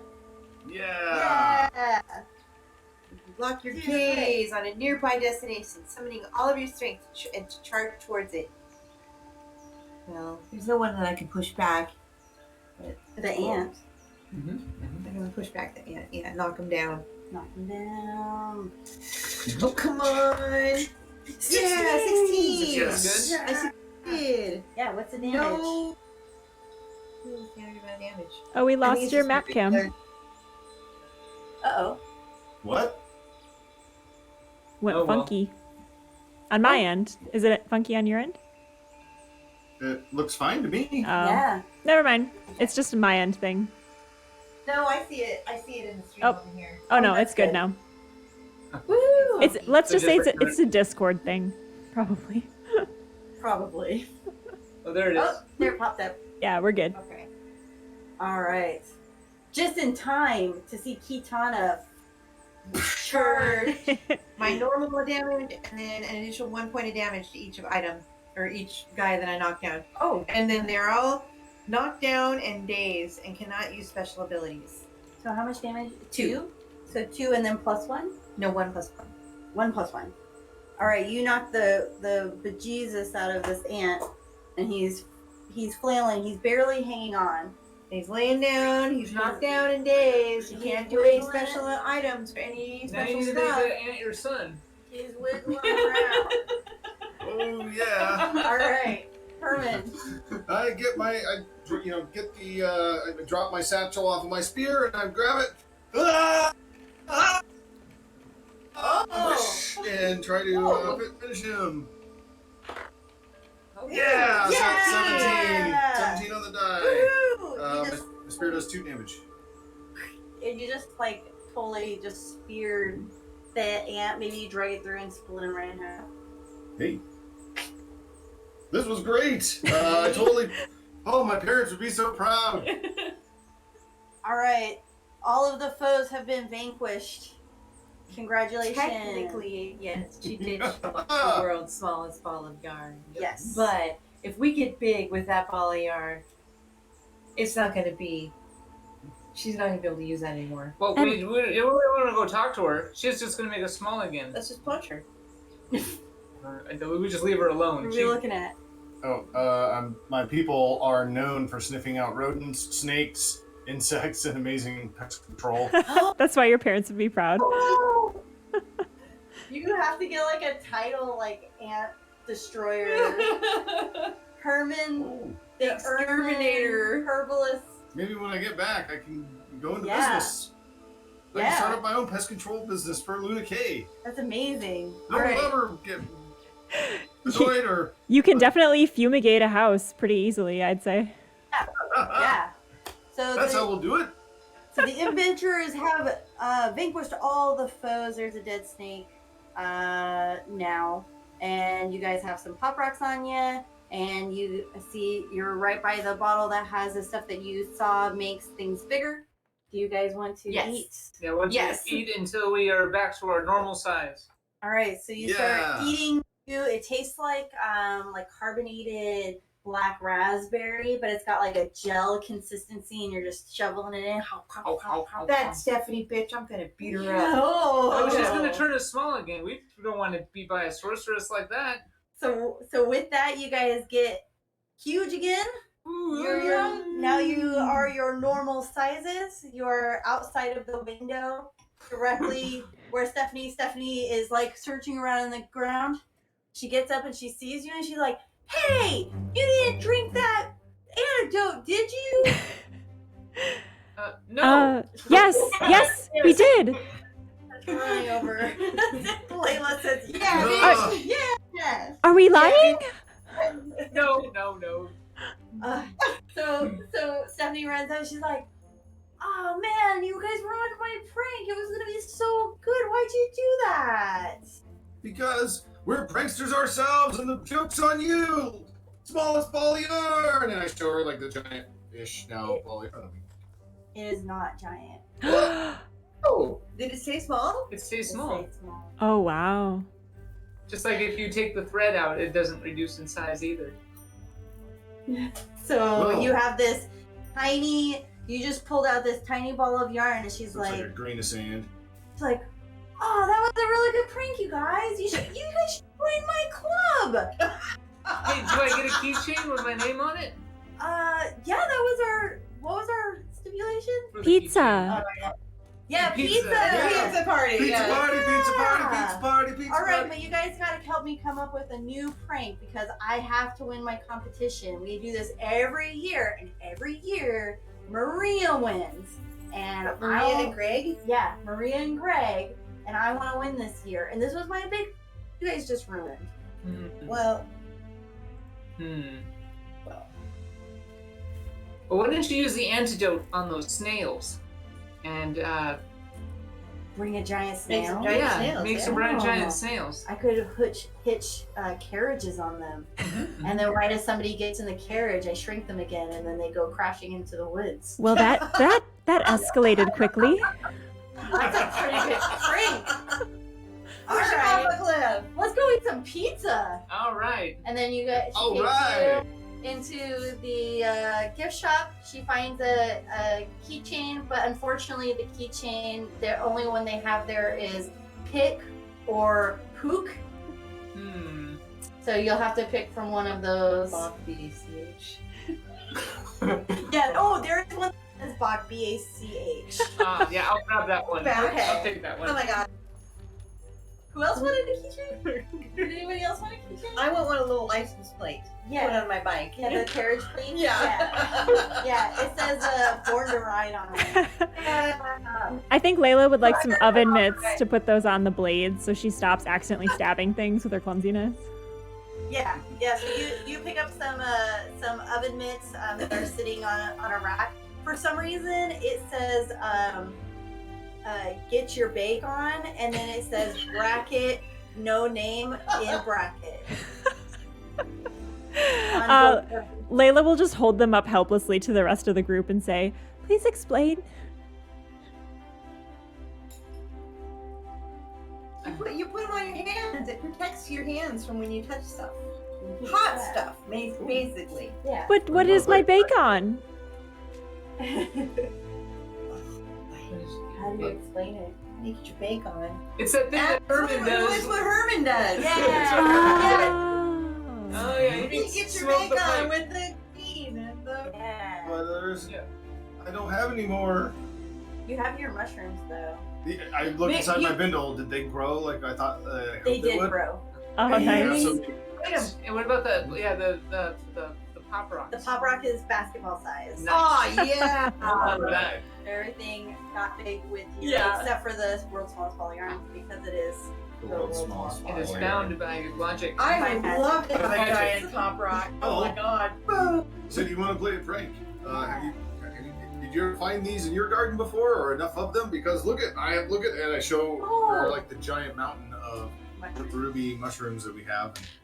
Gosh, those are the ruby mushrooms. We've been hearing tell of these. You can make a special soup, a special stew out of it, and you can switch bodies for 24 hours after you make the special soup. Oh, you could use it to switch bodies with Greg Oh. and Marie. That would and be then the you Yeah. can embarrass best yourself. thing. Let's do it. And she offered y'all a invitation to join the League of Scoundrels, which is a league of pranksters in Luna K as honorary members. Nice. League of Huzzah! Scoundrels. All right, we of course. Yes. Yeah. Yes. Yes. And we will join your league. I Make sure we accept, go. as long as I don't have to lie. We'll see what we can do. Yeah, we'll figure We'll it see out. what we can do with it. We'll figure something out. Layla nods and hangs up the invitation next to her doctorate on the wall. She has them both side by side. Beautiful. Sometimes a lie can be really fun. Yeah, Like on April Fools. Yeah. yeah. So that is Aw, very You just appropriate. hot piping pizza with Stephanie, and then in the morning you'll board the train onto your regular destinations with some fun new items up from the vending machine and some fond memories of seeing the world from a different perspective. And that is my game. Yay! Thank you, Ah! That was awesome. That was amazing. Thank Yeah, you that so was- much, Erin. Yeah, so normally I would give out like AP points for different things if this was like an ongoing game. So like some notable stuff would be, like I would definitely give some AP points to Layla for riding the snake, for sure. Herman would definitely get some points, and Kitana for Good eating role play. the mushrooms, which I put the mushrooms there, didn't even think about them as part of the environment, but then when you mentioned it, Put something there your players are going to interact with yes, it. and I just remembered, They interact with this flower. yeah. What is this flower going? Definitely AP point for putting my lichen monster to sleep.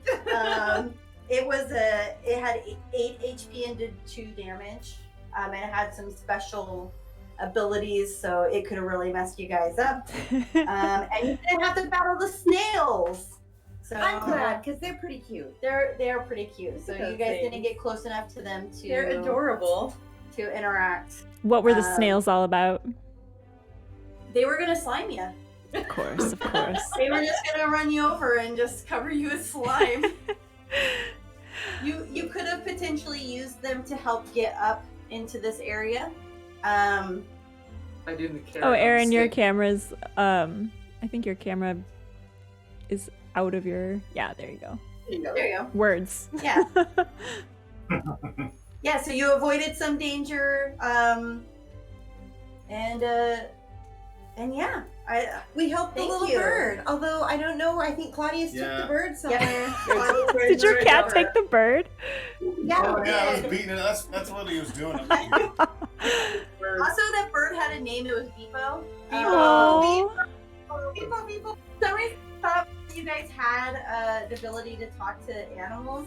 So that was kind of challenging to figure out how to communicate that you needed to get the 3 shiny items, and then that because originally he was going to be like, oh hey, I know where the world's smallest ball of yarn is, and offer to take you guys to it, and it was going to amp up that he could fly and soar and everything, and then he was just going to come over and just like walk up. There you go. See? that's But awesome. yeah, we managed to figure out that part without the communication skills to talk to Beepo, and you still got him. I didn't know he was going to eat the caterpillar. And the Oop. sad, glad caterpillar. doing The Gladapillar. Yeah. Glamorous inch. Uh, A little bit of This is so amazing. I had such a good time playing this. Thank you. Like, this is such a wholesome game, even though there was animal violence, but like, it was a lot of fun. And I know we're like running out of time, and I want to make sure that you get off to your next event this evening, because you're on the West Coast, so the day is young for you guys still. But I did want to ask, when did you become a GM? How did this happen? How did Quest come into your life? 3 months ago, maybe no, it was longer We've than been that. playing. We've been playing for some time. Yeah. I mean, it's been since the pandemic started. Yeah. It's been since like, you know. Yeah, so I was in a D&D group that was like the most boring game I have ever played. I made the mistake of not playing with Dennis and playing with some randos. They sound like a And bunch of jerks. They were a bunch of jerks. And every time I played, I was just like, this is so boring. What would I do in this situation? And I just started, and I'm like, you know what? I want to give it a try. And I just dreamt up the world of Lunacade because I really like performative retail. So like I wanted to make like this fake world and all these fake advertisements and like what would their establishments be. And then we just started building this like kind of world, and I wanted to play with my friends. It's flipping amazing. Every event that we've had, she's had like care packages that kind of go with each of the adventures. So like the last one we had was a beach adventure, and we had like sunglasses and a cocktail mix and like little drink like decorations and things like that. Yeah, like the little umbrellas. Yeah, and little umbrella and stuff, and it was all like geared towards the town that we were in. It's and really they get like some souvenir from the previous town. So like in this case, if we were to play next time, I would probably make the keychains. Mm-hmm. And we would get a keychain with our name on it. With the misspelled names on it. It's flipping rad. The care packages and all the swag that she's put together, and like the just the incredible detail that went into all of the gifts and like items and stuff, and all of the like the map that she had that was done by an artist. Like she actually hired an artist to make the map, and all these little cool things that she's bought from real artists, real people on Etsy, and like even I didn't know how to draw pop rock, so I found an artist that had graphics on how to do it. So I was like, oh sweet. And then like I don't know if you've heard of Slow Quest. He's an artist that I use a lot of tokens for, and I did a couple one-shot campaigns from them as well. I think them and Quest are mutuals, so you can kind of see through both of those. But Slow Quest is a really awesome artist, and some other Patreons I follow is like Map Dungeons, and but I didn't use any of that for this particular game. But the digital ones, I usually have an artist draw me up a map. That's and awesome. I love your realia and the tangibleness of all of it. And Amber, I'm just like calling out like the different like touch points with RPGs, because like have you played in an RPG prior to playing with Erin? Yeah, did D&D here and there. What is it, 5th edition? Mm-hmm. Yeah, I played a little bit of D&D 5th edition with one group, and playing with Erin and my other girlfriends. Basically, we just get together and to have fun adventures and play with this cool swag that she gives us. It's really fun. That's awesome. Yeah, like I made them do fake art festivals. And we had an art festival where we went to one city, and like the town they were all crazy, and they're freaking out because like they had this art festival that they planned, but nobody brought any art. So we rolled dice to figure out how much time we had, and then we all had to make a painting for the art festival, and then use our skills that we had for our characters to kind of like say why we should win, like why we should get the first place art festival prize. Awesome. And it was fun. It was cool to see, like we were all just hanging out doing a painting session over like Zoom or Discord or whatever it was we were playing on. And it was amazing. They had like 7 minutes, and I kind of forgot that all of my friends are artists, so all of the pictures were incredible. And I was like, oh no, I have to pick which one is the winner. And so that was really fun. Edith Stalker won that one. Yeah. Because she got the judge drunk. Yeah, she got the judge drunk. That's Ellen. That's awesome. Well, I am enamored with the world you've created, and the fact that you've been GMing for 3 months and you made a homebrew world, like, hats off to you. That's amazing. I love that so much, and it sounds like a fun place to play in. And then for our other 2 players, can you tell us about your experience with GMing and with games? Because I feel like you're at a different point in the spectrum. Is that right? Go first. Yeah, I mean, I've been similar to Erin, but 25 years ago, I was in a similar space. And so that's what drew me into GMing, was the first time I played, the way that it just totally enraptured my imagination. And then it went into overdrive, into creating my own world, and then wanting to drive and, and improve on what I had experienced, which was already awesome. And so, yeah, for the last 25 years, I've been just continuing to learn from and grow from the craft. It's had a lot of profound impact in my life, both personally and professionally, because of the skills and the exercise of the imagination that it comes in very handy when working at tech company.